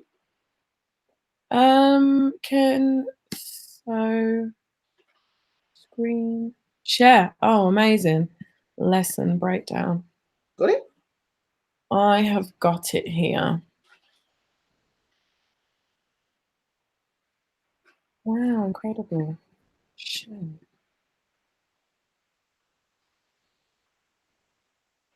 Got it? Okay. So as you can see, can you see this here? Go ahead. Okay, so this is just this isn't our actual full in-depth, but these are just so people can see basically where we're covering here. So, we are basically looking to take the sun's energy and help people step outside their comfort zone. Right. That's what we are here doing at Suciflowers. We've outside of the comfort zone is where everything happens, the healings, the miracles, the manifestations, every single thing. So in the first week, we are literally understanding who you are as a woman. So obviously, if there's any men watching, we are specifically focusing, we mentioned women's health, especially womb health. So we're finding out about them as women, getting all their data, finding out about womb trauma, because like you've don't know how much you've read of sacred women, that's what motivated us. The womb trauma that is going on in the world is a direct, these are reflections of the mindsets, and it's so encompassing that women's wombs are healthy and flourishing, basically for the whole planet to be healthy. So we start talking about the mind, body, and soul. We find out about what's going on in their mind, how they feel about their body. Do they even know what their soul is? Fulfillment, self-fulfilling prophecies, labeling, all of these things that we've accumulated in our life journey, and are basically programming how we function. And it's what, obviously, our students have come to us because they're at a point in their life where they're like, enough is enough. I've had enough of this. Like, I need to get some direction and set up a plan, basically. So we also make personal audio affirmation with frequency healing. So we've got frequency beats that have been made by a sound engineer that are aligned with the healing frequency of the body. So notes such as 1111 frequency, that is extremely healing for the body. Also, another healing frequency is 488. That is the sound healing, we are actually going to be collaborating with a sound healer for our next course. Yes, but at the moment we've only produced the affirmations. The beats in themselves, they are healing just by listening to them, but we actually create a personal affirmation. So we record their affirmations that they want to heal themselves with, and we basically overlay on the healing music, and then they get to listen to that every single day, you know. Wow. Every day, that would be amazing. Basically, in their car, everywhere they go. And then, so we, on the second week, we are focusing on wellness, well-being, wellness that is inside you, the universe, how to go within, group meditations. We are also covering Chinese zodiacs, astrology. My business partner, she has done courses on that, and she is very she is very spiritual in those senses. Crystals. And then second week, we basically make a plan for the next 3 to 6 months to get their goals, basically, because now we the second week, you know, we've gone through some serious healing and knowledge building. And then the last week is the fun one that I love doing, you know, like we've been talking, the frequency, understanding their emotional scale, and like you said, understanding how to enable and channel your energy, transmutation of the energy, tuning it in, fine tuning it, and, you know, giving them their step by step in the 4-day detox at the last pages. I don't know if I can pull up our step by step. So if we go to, so they get this, it's literally step by step, but here in the meditation and, you know, transmuting the energy, it's all about setting up the plan to carry out that transmutation with them, to help them channel that energy. And obviously we touch it briefly on the detox, but here on the coaching, we go in deep and we find what works for them and help them channel it. And we basically become their accountability partners. Yes. Well, which is key, because, you know, it's all well and good giving everyone this information and throwing it at them, but, you know, they need someone to be accountable with them to help push them, because we are at that stage there's so much going on in the world. People are so overwhelmed that the overwhelmment, if that's even a word, basically cripples them, doesn't it? It just if you have a partner with you on that road, you've got iron sharpening iron, isn't it? If you feel a bit weak, you've got somebody there who's going to carry you and walk you through beginning to end and be there with you. That friend. That's what you need. Absolutely. And then, yeah, just finding out about what their environment is, finding out about what's going on in your home, friends, family, work, all of that stuff, and applying how it's so personal and bespoke, because I just think you have to give that to people. And it's like, we're not taking on a lot of clients because it's only me and my business partner. Let me go back to where you are. Here we go. Yeah, it's only me and my business partner. We are obviously hoping to expand, but we are just focused on, you know, healing. You know, you go to the GPs in England, it's just too, you can't just, even though we are all one and we all come from our human experience is individual. It is individual to how the spirit wants it to be, isn't it? So, you know, you need people that can give you that one-to-one. I just feel like it's so key right now. Yes. To heal people one-to-one, so then they can actually go and heal their friends and family ultimately. So, okay. So let's say young lady comes in from the world with the typical situations of the world and traumatized and yucky, completely yucky. She comes to you. What does she look like at the other end? Oh, she could be, I mean, she could be as young as, I mean, we haven't taken on any 16-year-old girls, but I'd like to say, you know, there's 16-year-old girls out there, but also up to any age. And when people ask me that, like, who's your who's that particular person? A woman with a womb, basically, is what we are welcoming in. So a woman walks in. What's the end product? What does she look at the other side? Oh, at the other side, she is just smiling, happy, smiling in herself, whatever she desires. I don't think there's like a blanket to fit on. It's what people, and especially with the nutrition side, a lot of, people ask, are you like specifically focusing on making people lose weight or specific things like that? It's not, weight is not well-being. Your smile. I want to see every one of our clients smiling. Okay, so if somebody was coming from a religious background, is there any way that their religious beliefs would be affected by doing this course? Because that's the question I've got to ask. Because there are people that come from different religions that would say, well, my religion says I can't do this. My religion says I can't do that. I can't believe in this. I can't believe that. People quite can use their religion that can almost cripple them rather than allow them to be opened up to greater experiences.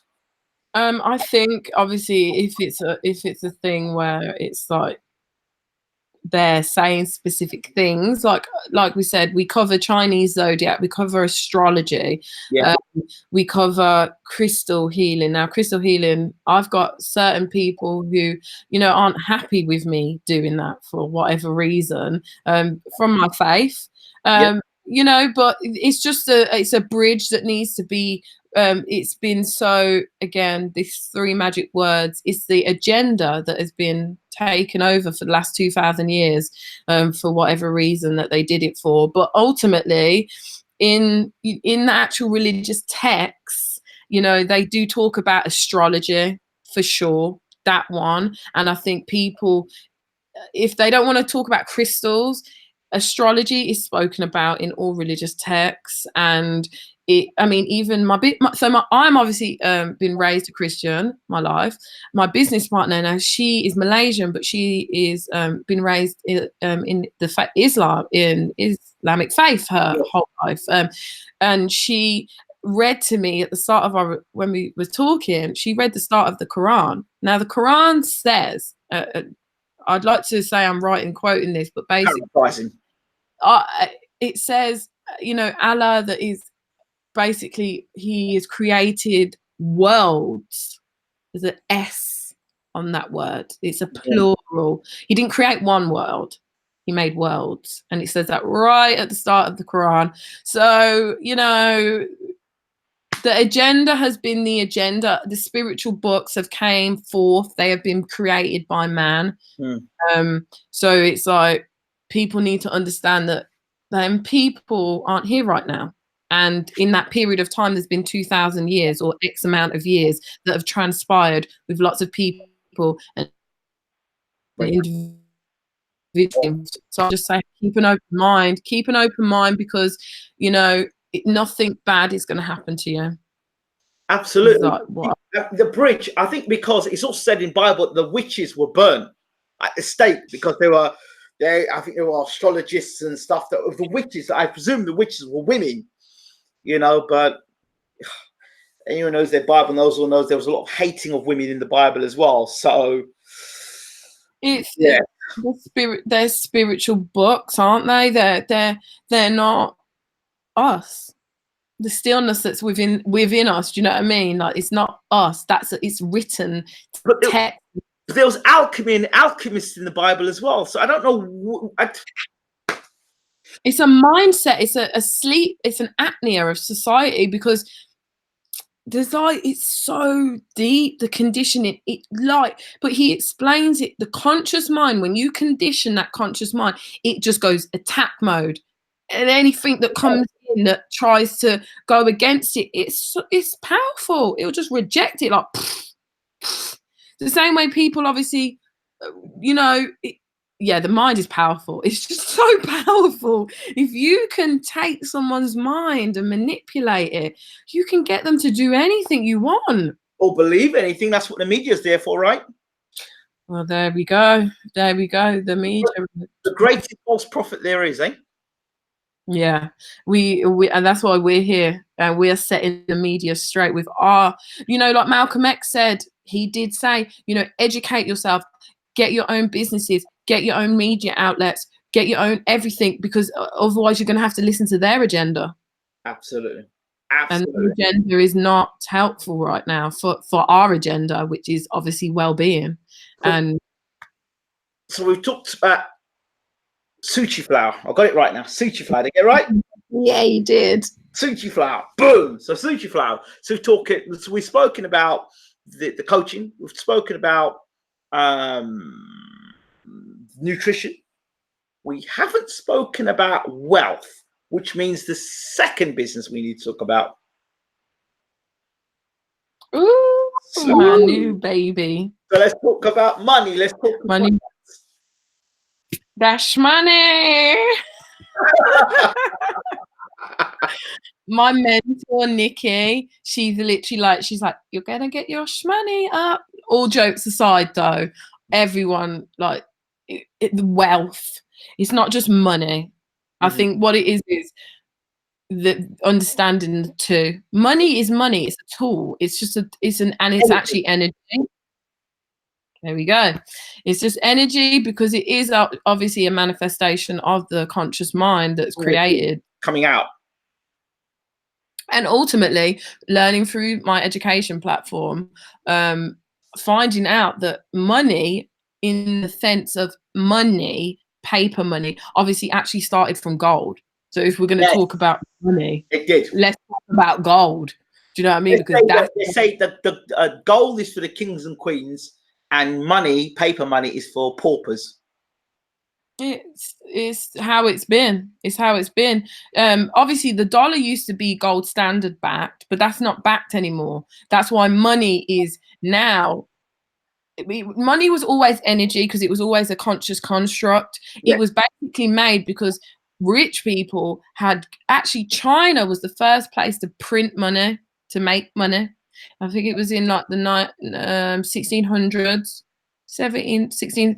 Basically, they had obviously money hanging off their waistbands or hanging around, and people kept robbing them, basically. Kept getting their money stolen because it was heavy and they were carrying it around with them. So they thought, as Chinese do, they're very smart people. They was like, you know what? Forget this gold. Let's put it in a bank. Let's put it in a place. And everyone that needs all of this money will make this paper for. The value for. It'll be the same, and we'll basically loan it to ourselves. The minute money got made, it was in debt. It was in debt to gold. But who had then got made into an economy system to the normal people? It was like we were in debt to them being in debt to the gold that they own. So really, we're just in debt to them.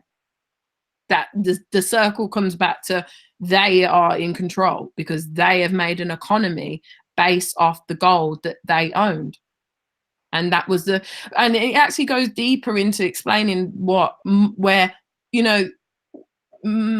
money and unfortunately the economy that it's based trading. Okay, so trading anything. We are all traders. I'll get onto the actual application of how to generate the money, but trading to accumulate the money, whatever that may be, trading vegetables for this, for that. But what was the saddest thing that changed the economy was slavery. Yeah. Slavery allowed people to start accumulating money off the back of human beings, off what humans were doing. And that's why it's a sad thing to talk about. Obviously, as me being a Black woman anyway, when I started learning about it, just learning that education it was just mind blowing to just think that actually, as we stand here today, our current economy is based completely and solely off the fact that the majority of the economy is based off slavery. Because the plantation that created all the food and everything, who made that? Black people. Slavery. They farmed it and they didn't get one single penny of it. Not one single penny. They were forced to, do you know what I mean? The whole system.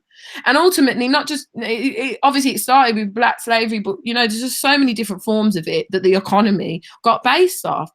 Okay, that being said, money back to being energy. Money, we're here now in the 21st century, paper money, but soon going digital. I mean, it's already happening and happened. It's actually happened. It's just getting rolled out, and everyone's like they're doing it. Like the Oyster card, that's a good example of it, eh? Contactless. From Oyster card to contact. Paying with your phone. Paying with your phone. Obviously, they're changing. It's all in the next 5 years. 5 years minimum, but definitely in 10 years' time, there will be no money. Not one penny on this planet. It will just be all digital. We're moving into a digital era. Do you remember the times we used to be able to pay your £1 to get on the bus? We pay your £1.50 to get on the bus. Now you can't do that. You have to have a travel card. You have to have an Oyster card. You pay no money on the bus. So there's your example right there. How times have changed. They've changed dramatically. But digital aside, but what we're going to say is wealth. Now, wealth. What is wealth? Wealth is health, firstly, because there ain't nothing higher than that. Your health will keep you wealthy, because literally it's just so both ways. It just goes back and forth both ways. It's so beautiful. If you're dead, you can't spend your money. Somebody else will spend it for you. You're so funny. No, you're right. No, seriously. But so obviously health. Wealth, though, I feel like it's something that is like security, sustainability. Money is not security. You know what I mean? It's not security in itself. Like, it's just an item that comes towards getting wealth. Wealth is, you know, having land, having all of these different things. That is what we should be striving for. Like I said, the health, the land, the businesses, the whatever, the passions, all of those things, not just money per se. But obviously getting introduced into basically Forex, which is the foreign exchange market, which we all use for doing business around the world. We have to exchange currencies for every single thing we do. So that is basically, I prayed for it. I actually prayed for this opportunity because I wanted to start funding my business. I didn't want to go to the bank and get a loan. My credit, not the greatest credit for the purposes of credit, you know, and I think more people should be open to talking about that situation, because it cripples a lot of people, and people think they can't do businesses because they haven't got credit and all these things that are just constructs of what they've made. Anyway, back to Forex. So foreign exchange, you have to use it. You have to use it to go to any country. You can't turn up in America with your pounds and be like, I'm going to buy that, because they'll be like, where's the dollars? You can't go to Japan and they're all paying in yen and you're like, I've got a pound. They'll be like, you need to exchange it. Now, the exchange that happens, the value in the currency differences, that's what you get paid for. That's how you make money on the foreign exchange market. That value, the difference in price, and then obviously entering into a trade where you are taking currency. So if it's the pound versus the US dollar, you are taking currency of the pound and you're saying, I've got all this currency, it's worth all of this money, and I'm going to exchange it, and it's going to be of a higher value of the yen. Very complicated for some people to understand, but it's basically supply and demand. That's all it is. You are getting the currency when it's low, whatever the currency is versus, because you can have it the opposite way around. You could obviously have the yen versus GBP, or you just swap them around. But so you're buying, you're getting the value. Buying and selling. Buying and selling. That's all you're doing. You trading. trading. Well, isn't it back to the? They say that we will go back to the older days. That we will go back to bartering. Bartering On our skills and our talents. That's how it was in the beginning of the time. So we're going to be going back there again. If we do not want to be enslaved by another system, we have to barter with our skills to buy and sell among our own communities. Exactly. That is exactly it. And obviously, money is part of the systems that we are part of. So I prayed for that opportunity. I prayed to the Creator, and I prayed for financial stability, freedom, and opportunities to, do you know what I mean, progress in the 21st century. And basically, a friend of my business partner contacted us and said, she actually follows. Do you know what is the name? It's a Hindu spiritual. What's the name of it? Oh, I'm not going to pronounce it because I'm not going to say it right. But she goes to a temple and she follows this Hindu spirituality. And she got introduced to it, and she basically contacted us on a Sunday. My business partner, she was like, "Come down to the Hilton. Someone's introduced me into making money, and I know you ladies need to make some money, so come down." So we literally went down there and basically got introduced to the education platform, who are educating over 100,000 people how to trade for themselves, by themselves, from their phones. Like, as simple as this. Let me just reopen my phone, log back in. Literally, it is incredible how the world has changed. But wait, if you're doing that, all these people around the world are doing it. Is there enough food for everybody? Okay, so the Forex market is 5.3 trillion liquid assets a day. Every single day it resets itself because it is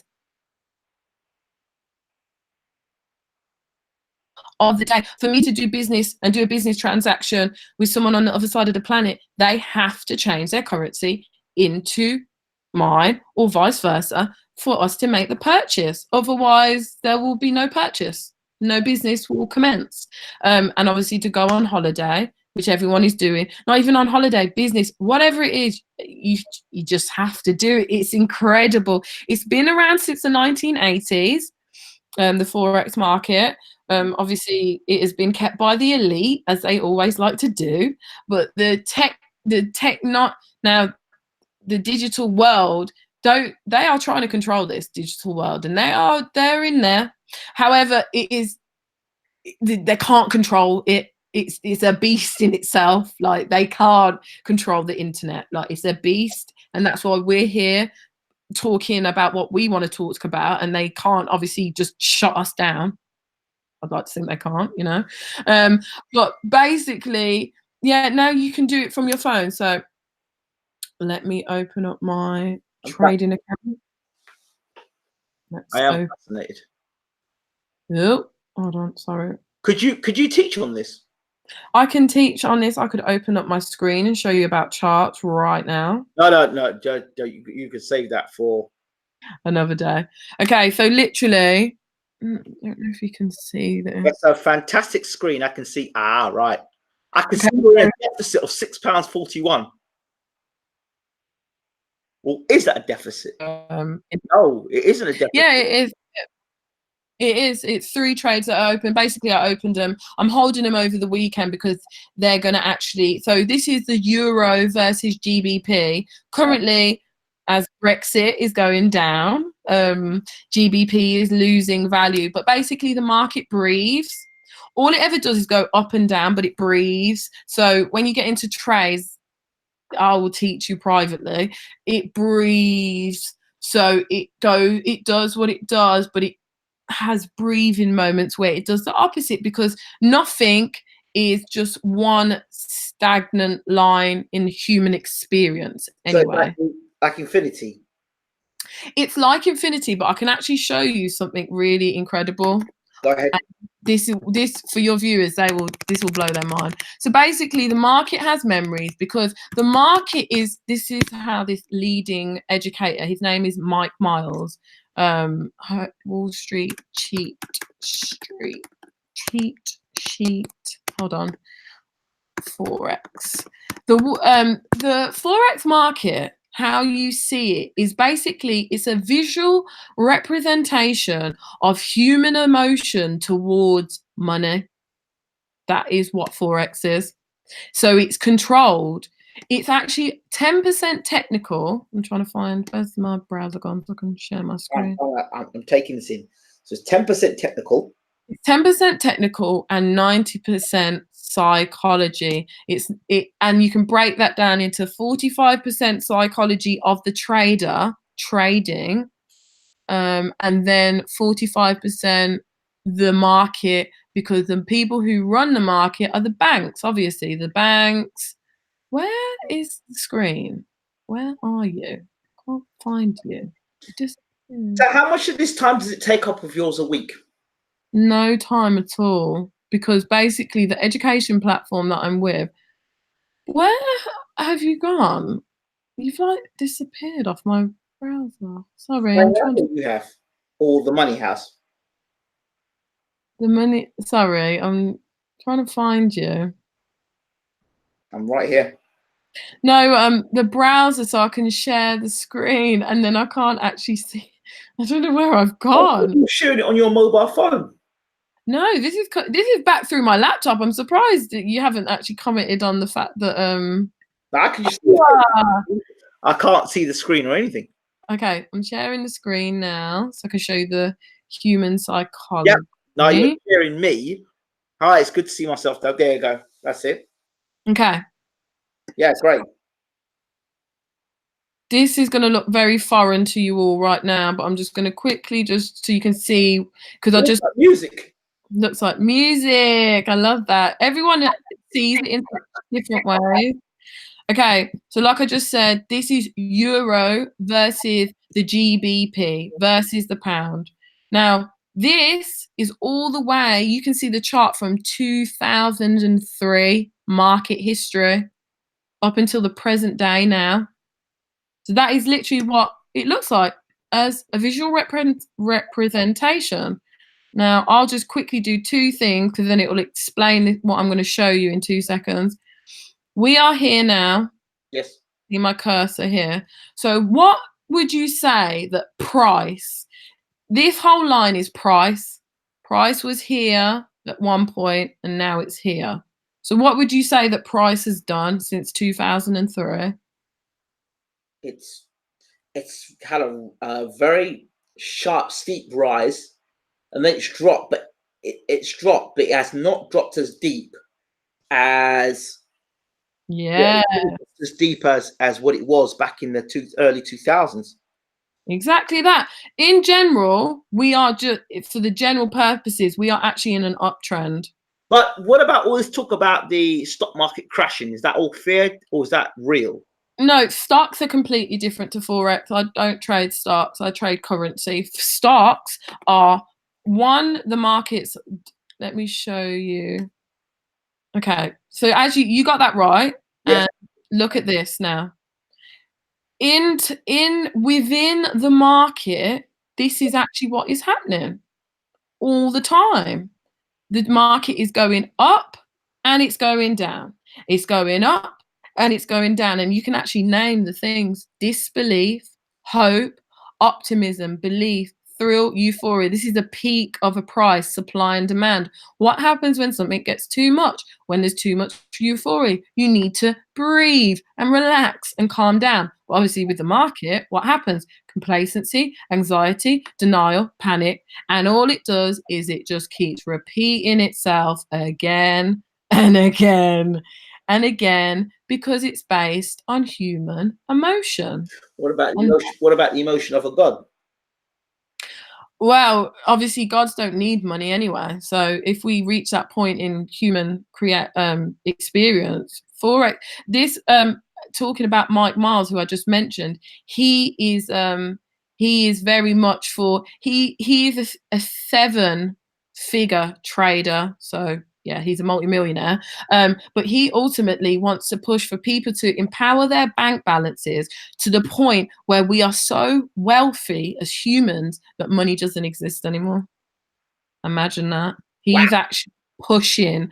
He's into quantum physics. He's very, very, as the word would be, woke. Is the word that people like. So from it's great showing me this, but from your own personal experience, have you seen the benefits of what you do? Yes, I have. Literally, it's let me get rid of my share screen. Oh, see myself. Hello. Hey, I'm back again. Yeah, no, I've seen the personal. So basically, I've invested with £1,000. Now, the reason I tell you that, because I'll show you, let me share my screen again. Now, Forex is Forex, but what you want to do is you want to become a Forex trader.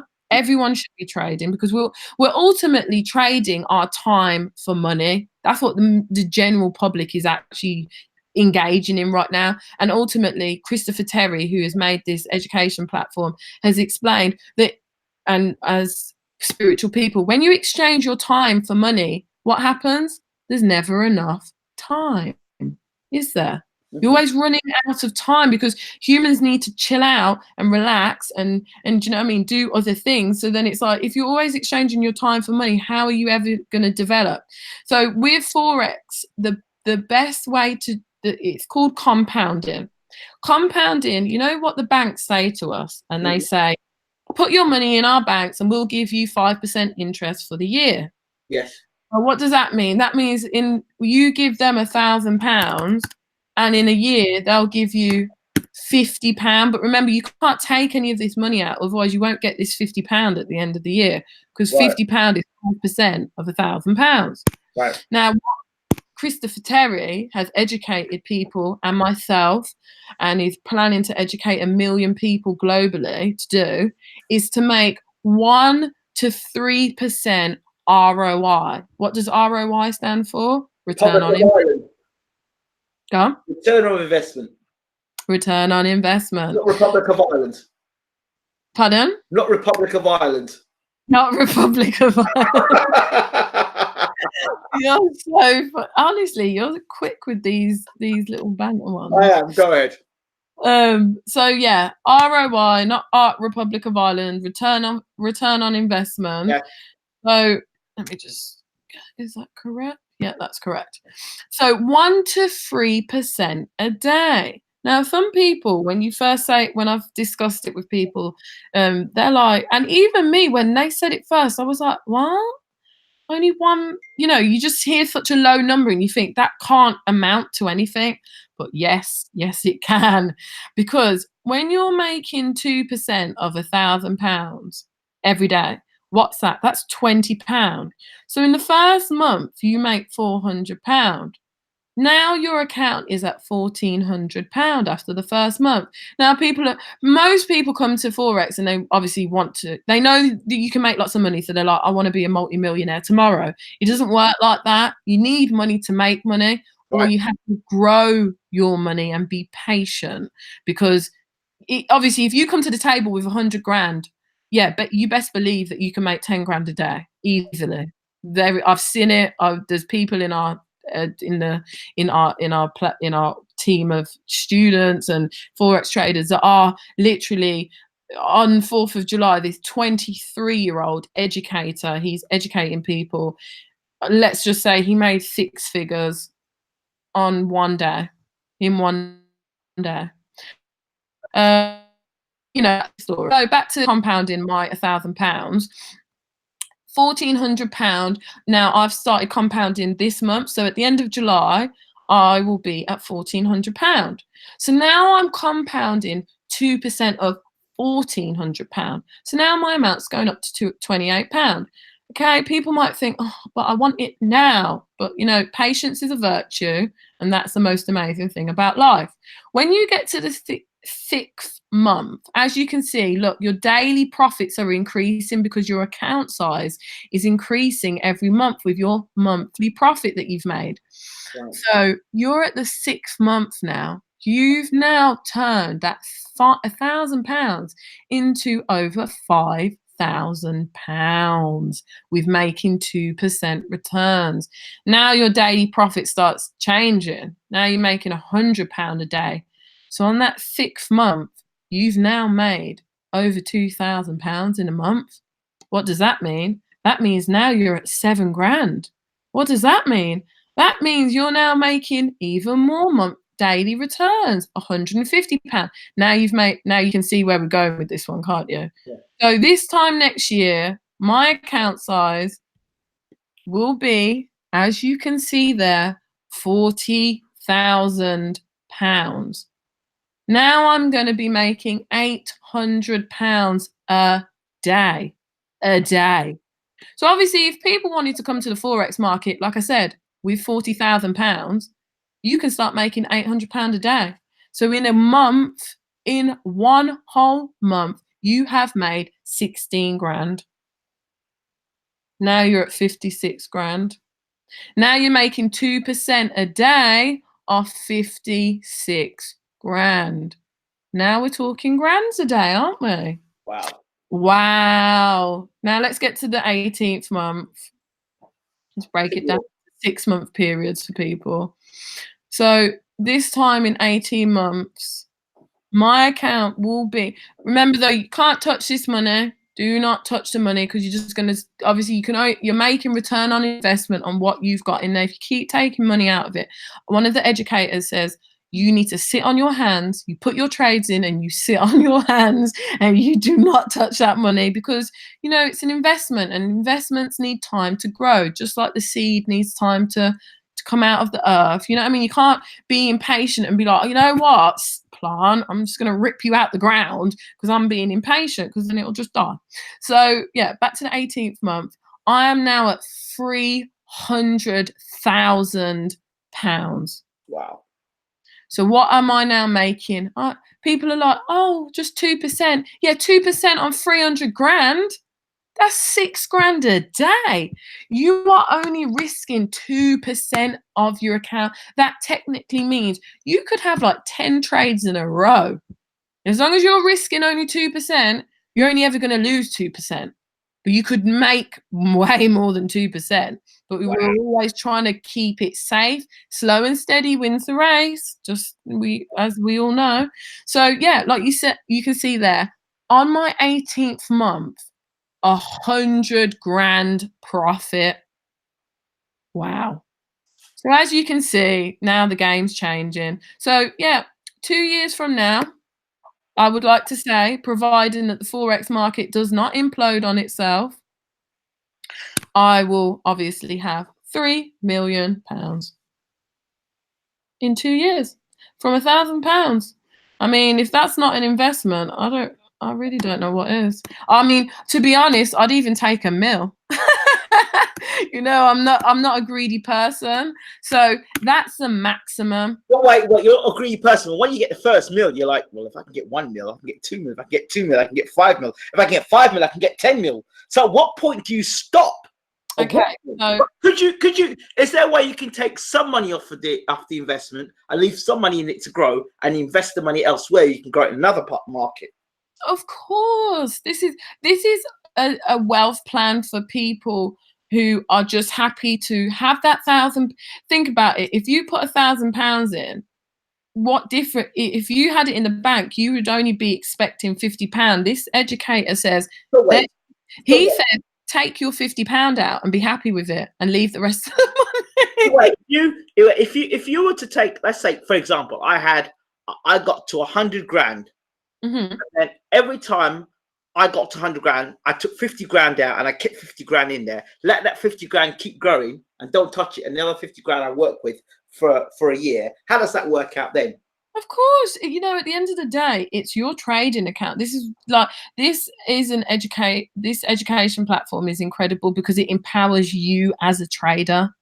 Do what you want with the money. You can literally do as you please. You could get to 100 grand and take it all out, you know, and start again on a grand. You know, everyone has different reasons to come into Forex, and everyone has different goals. Like my business partner, she started hers with 5,000. So I'm just going to show you for an example.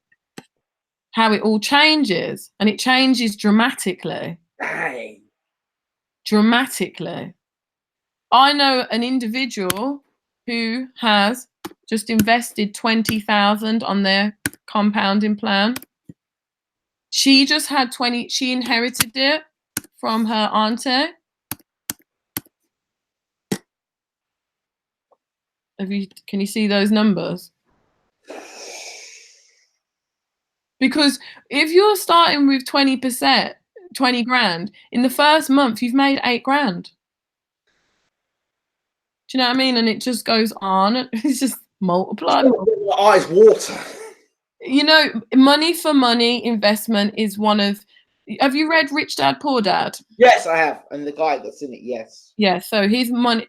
I will just briefly, just 2 seconds, just show you. So I hold a webinar every Wednesday for women, and it's basically a workshop to introduce them to. Sorry, my iCloud is. I need to buy more memory because it's struggling. Let me just. Gmail's doing the same nonsense as well. This really is a struggle. Where was I with that just then? Oh yeah, quadrant. I nearly lost my trail of thought then. So the quadrant that Rich Dad Poor Dad talks about, which is great to talk about now. So like you can see here, he says the world is split into 4 people: an employee, self-employed, investors, business owners. Employees and self-employed consume 95% of the world, but the joke is that they only obtain 5% of the money. Trading your time for money and being self-employed is just basically being your own boss, but ultimately you don't have time to enjoy it.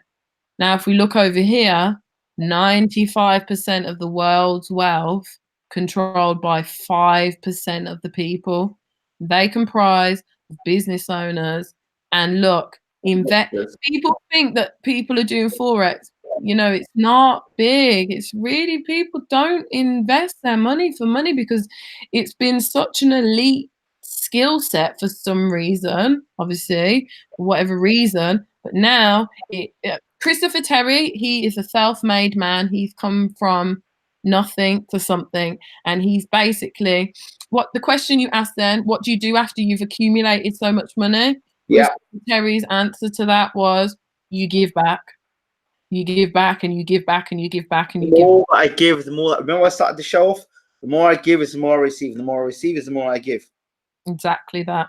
We had an event, an international event. He came down in June, and he gave a woman $10,000 at the event. He asked a woman who had came there with, you know, her last bit of money for an opportunity. She put her hand up. And she was actually the only person that put her hand up, and she got £10,000. And he said the reason why he does that because the market gives you so much. But also, just a side note, don't think that the tax man doesn't come for that money. He'll come for that money. Oh wow! Now, what about if you start, like, for people who can't get to £1,000? What about if you start with £100? What happens then? It's amazing, incredible. I'm going to share my screen again because we can just show £150. Yes, that's fine. You know, you can. I mean, you can start with £50. 50. You can. Let's start with £50. Let's start with £50. Let's go there. For those people out there that may be looking and going, I can't get £1,000. I might be able to get 50 quid in bookies. So yes, 50 quid. Let's start with 50 quid then. There we go. Hold on. Why is my Excel not updated? It's no, 50 quid. We're not having that. It's probably saying the system's probably malfunctioning now. No, cannot compute. No.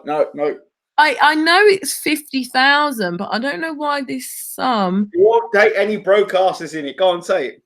Oh my God, it's been very silly. It's crashing. It's Trinidadian. That's what it is.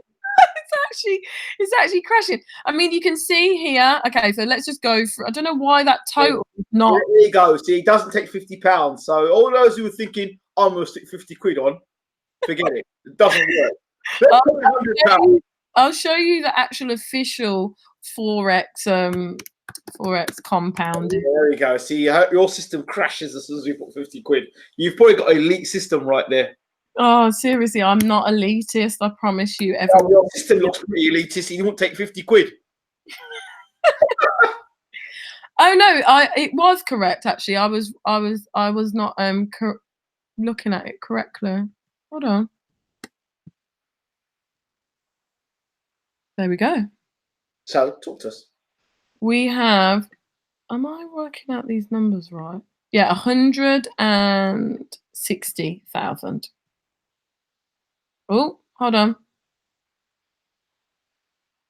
Yeah, so my Excel was right. I thought I was doing it wrong. Okay, so £50, 2%, £1 a day. Okay, people might think, you know, whatever, but honestly, if you can take pennies and make it into something else, that is all we are trying. A day, that's £7 a week. So Forex is 5 days a week. So you get 2 days off, which is the great thing about Forex. Whenever the banks are closed as well, you can't do Forex. Whenever they're having bank holidays and all of that stuff, you can't trade Forex. It's closed. So you do get time off as well, which is great. So like you see, £50 the first month, £20, £70, £98. Then the 6th month we get up to £268. Then we are now making, you know, we're making steady progress from £50. Now at the 12th month, we're at £2,000. We are at £2,000. So now we can start making the returns that people want to start seeing. The £40 a day. Oh, hold on. Correct. Yes, it is. It's doing so many decimal, you know, because it's doing so many decimal places, I'm like losing the number value. Okay, so yeah, £40 a day over the month, £800. Whack that on to the next month. Now let's get to the juicy bits. We're now making the grands.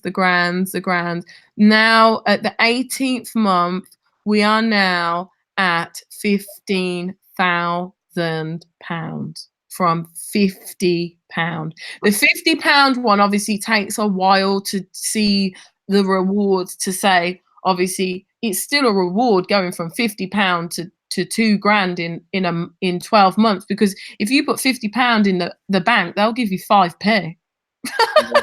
Like, literally, when that £50 is on there, can you add money to that? Can you keep investing money? You can keep adding money to it as much as you want. We've this one here.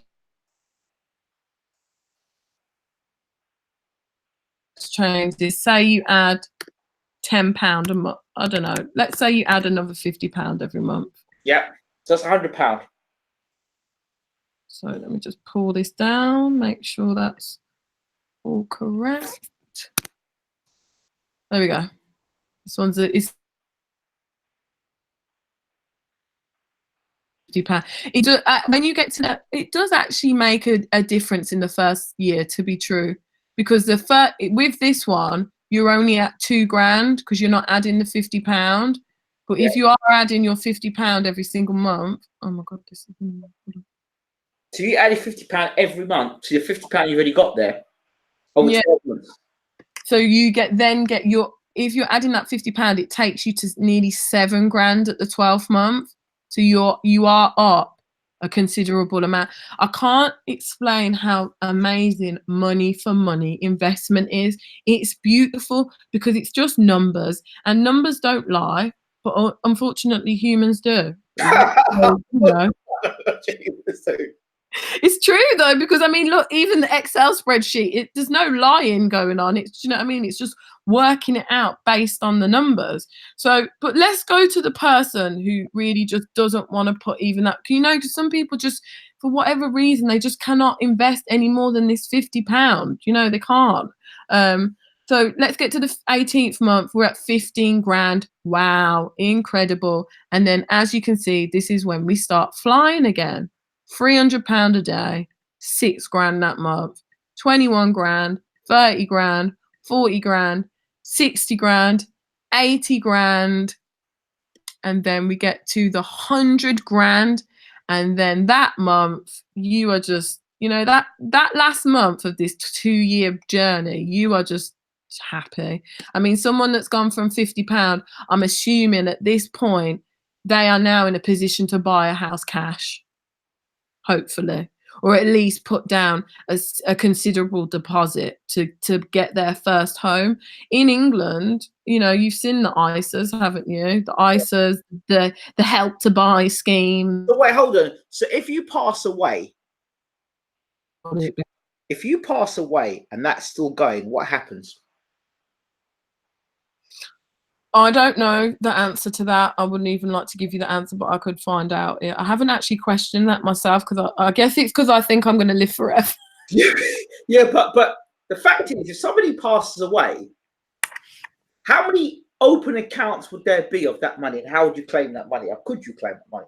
I think it would come down to dealing with your assets. It would be an asset of yours in death, and I guess it would, only because of dealing with my mum's death. Yeah, it was her husband. He was able to control her financial assets, whatever they were. Yeah.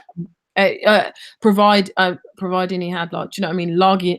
All you need is the login details, I suppose. In your will, I would advise everyone to put their broker details in their will. Oh my god. It makes you wonder, doesn't it? Wow. Those are the things that we need to consider. Now, in terms of the seminar, even if you were to do an introduction, would you be willing to do an introduction, a mini introduction for women, to then bring them onto your platform? Yeah, so that's basically what I'm doing this Sunday. So our cause is called Women Who Win Worldwide. Yeah. And that is actually, it's a global movement of everyone who has been educated with IML. And it's all the women who are, female entrepreneurs, traders, and amazing women, and we are empowering women worldwide. And we are basically introducing everything that I've said to you, but obviously much more deeper. Our sessions are normally about 3 hours long. Yes. Given basics on, for them to, it's planting the seed, isn't it? It is. That's what people need, is that the opportunity to get that seed planted. And then watered afterwards. Yeah, exactly. I'm there to, help water it. And ultimately, it's the education platform is teaching you how to trade. But the other side of it is, you asked me, is it hard to incorporate into my lifestyle? It's not hard to incorporate into your lifestyle, because you basically have apps and their education platform, which basically gives you all the signals so you can do it and copy and paste it yourself, which is, it's for the side of the people like me who are a mum, who have another business and have all these other things that I have to do, where me personally, I would prefer to meditate for 45 minutes and do soul searching rather than sitting on the charts all day. Even though I do find it interesting and I do like it, but I literally have other things to do. However, if for whatever reason IML disappeared tomorrow, I could trade myself. I don't need them. I choose to be to pay for their subscription and be part of the community, because I actually want the convenience of obviously receiving those trades and ongoing education and a culture. They are having an international convention in Dallas in September, and Bob Proctor, Bob Proctor, he's headlining and speaking, and he's actually a really good friend of the CEO, Christopher Terry. Also, Grant Cardone, he spoke at last year's seminar. He's also a good friend of the CEO. So in general, the education platform is it's an amazing one. It's encompassing of men, women, all ethnicities, all cultures. Every single type of person you could think from anywhere on this globe are learning, and It sounds like Herbalife, but far better. Far better because it makes you money. It does. Ultimately, and like I said, empowering people's in our women's side of it that I focus on. Obviously, of course, I've got 2 guys in my team. You know, I'm not being sexist, but for me, I'm focusing on women because I've got a daughter. But women, when they don't have finances, they make decisions that they would not like to make, particularly. It's actually the UN, and you know they've done demographics. You know, money gives children access to education. I actually want to bring this platform to, you know, less developed countries because they need it, and if they can then get money, then they can send their children to school. There's a lady in my team. She's Bangladeshi, and she's empowering, you know, like that money to a Bangladesh person is life changing. I know you might not be aware of it, but we have done, it's our 2nd week in Nigeria. We do we go to there's a village in Nigeria in Lagos that we do. It's the town of Destitute. So it's all literally, last week we got video footage from Nigeria, live from Nigeria, the town of Destitute. So if you check it out on the channel, there's a lovely lady we've got as an African correspondent called Peace, and we're looking to change the state of the people in the village, but we're first getting to understand the mindset of the people. You know, instead of charging in, we're asking people from the area to talk to them, to set up what they want, or if they want change, and why their mentality is the way that it is, and then not just giving them money, but obviously educating them. And what you're talking about here is a sort of thing that if we got 10 or 15 of the young people educated this way, we can empower them to get the money, to make the money, to then empower the community as well. That's what I want to do. I would literally, it's just, I'm going to do it, and I have done it. I've already done it. I've done it in Tobago. I've done it in Trinidad. You know, I've done it in these countries that need this money, can change their lives. It will change their lives. It has changed their lives. Changed their lives. It has already changed their lives. So many people's lives have been empowered, and they're able to build their own homes, their own businesses, farm their own agriculture, and you know seek the knowledge that they need to have the best human experience possible. Basically, I feel so wealthy after listening to you. Healthy and wealthy. Absolutely healthy, wealthy, refreshed, invigorated. And I'll never look at Forex the same way again. I'm glad I looked at it in a way, as we had somebody who was on cryptocurrency on the channel before. His name is Max. Can't remember his last name, but he's seriously into cryptocurrency, and people are very skeptical of cryptocurrency. Talk to me. You were going to say something. I see you took a breath there. Go on. Cryptocurrency is the way forward. It is something that we all need to. And again, we are going to go to those places in Nigeria. Is it Nigeria you just said? Yes. Yeah, we're going to go there, and we're going to teach them about cryptocurrency, because anyone who is saying that it's not anything, they're going to kick themselves later. They're going to kick themselves later. Aside from compounding my money, I've got 2 accounts. I've got my compound account, which I just leave. What you're saying about taking money out and stuff, you can have another account and invest money, and you can use that to trade and be more of an aggressive trader, they call it, and start making more than the 2%. You can make 40% in a day. It's risky. You can do it, and it takes a lot of patience and attention. Cryptocurrency pays very well, very, very highly. I made, £400 in one trade in 5 minutes. In 5 minutes, it went boom, just literally went. It is happening. It's already happened, and everyone needs to be educated on it, because every single retailer is accepting cryptocurrency. Our educator, who is literally the best in the world, not to brag, he's the first person to purchase a house solely with Bitcoin. the transaction to the real estate agent in Miami, took the purchase with Bitcoin.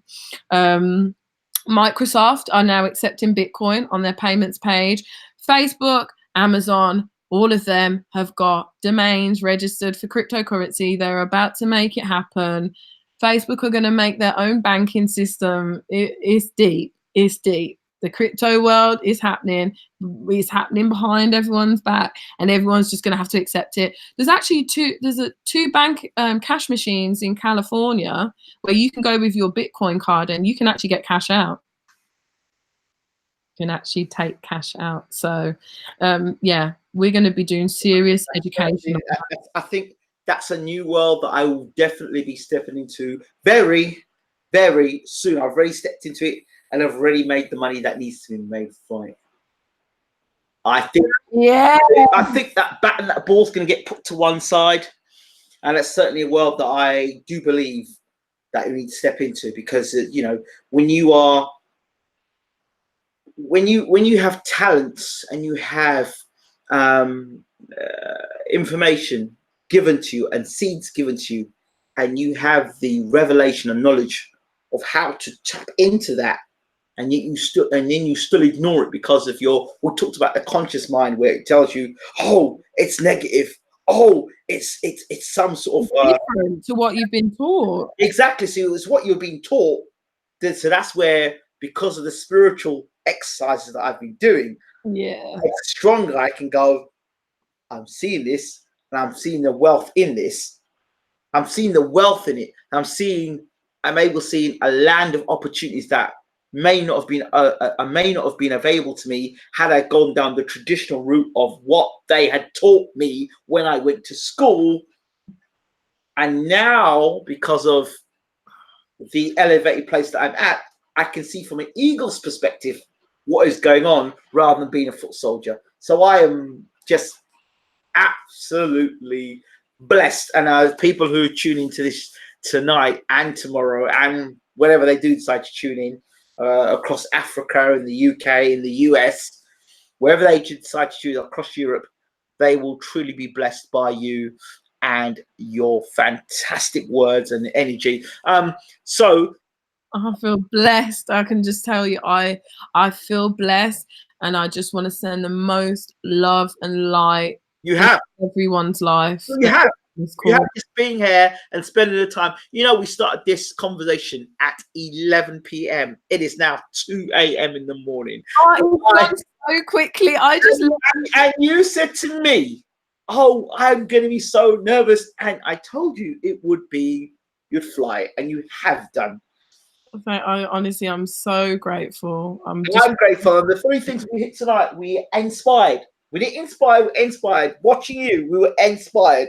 Oh, you educate us, and we ended up being empowered, right? Oh, thank you. Seriously, blessings. So yeah, it's an independent online television station. So that's what it is. We said we would do the bridge, we wanted to cross it, and you have empowered us tonight. We are so thankful to have you on BWTM Online. Thank you so much. Now, how do people follow you? I know you're on Twitter, but you're going to get that sorted, aren't you? My social media is running. My campaigns are being set up for the next 6 months, but ultimately I am on Instagram. Do the business one. Tell us the business names. So business is Suciflower. So Fuci flowers, and then my personal one is just Jasmine Hope, and then a little underscore there. And what else have we got? We've got obviously Facebook again for Suciflowers, same name. I've got my Facebook. I'm happy to accept anyone on I think it might be open. I don't know with Facebook. Do you have to send friend requests these days? Might be. Friend requests. But you can find me on there, Jasmine Hope. LinkedIn, Jasmine Hope again. And yeah, I will be just sorting out Twitter this weekend. And yeah, I love my Instagram, so I will reply to anyone with any questions. Engaging with people. You said anyone. You see what you see? You're speaking, anyone. Okay. Anyone. You're going to have to fix that because you're going to have literally anyone contact. Literally anyone's going to contact you, and you're very open to anyone. So the universe is open. You'll be speaking to the universe, and you want everyone to hear you. So anyone's going to walk through the door. You said it. Don't blame me for it afterwards. I'm here for anyone that wants to be empowered. Okay, Is that better? I don't get crazy people at my door. Well, you said anyone, so anyone can come and see. Literally anyone can. I'm crazy, so I'm just we are all one. So I'm just well, we are all one, but there's certain people I will not be inviting. That's it straight is. There's some people that just know. You're like, sorry. No, ignorant can stay right ignorant where they are. It's fine. Iron sharpened iron. At this point, it's iron sharpened iron, right? 100%. But also, I'm at a point now where I'm like, I've seen a meme, and it's like, when someone says 2 + 2 = 5, I'm like, you know what? You're right. You're very right. Have a good day. Bye-bye. They are specially touched. But guess what? They're going to be coming to you as well. You know what I'm more excited about is that I'm here on this journey with you, and I'm looking forward to having more talks with you and bringing on more women, and just we're just here to just spread this love and light. I can just see the future, Nigeria. I can see you. I can see you empowered. I can, That's what it's about. And I see you traveling across the Caribbean. Start with Trinidad. Yes, I'm going there. I need to go and see my sister. She needs to. God, you've had a lovely holiday. Gone. She's met Aria, her niece, for the first time. My daughter. Yeah, it's been blessed. It's been. There you go. That's it. Speak it, believe it, become it. Once again, Jasmine, thank you so much for being on BWTM Online. It is now 2 a.m. and we are going to rest. Jasmine, once again, thank you so much. Thank you all. Thank you all for your time. Blessings to you all. Take care of yourselves and give me a shout whenever. You just had the wonderful Jasmine Hope. This is us 11 till 2 a.m. That's how we've done it at BWTM. Right. Don't forget, like us, follow us on Instagram, follow us on Twitter, and subscribe on YouTube. We're out. Have a great night. Take care.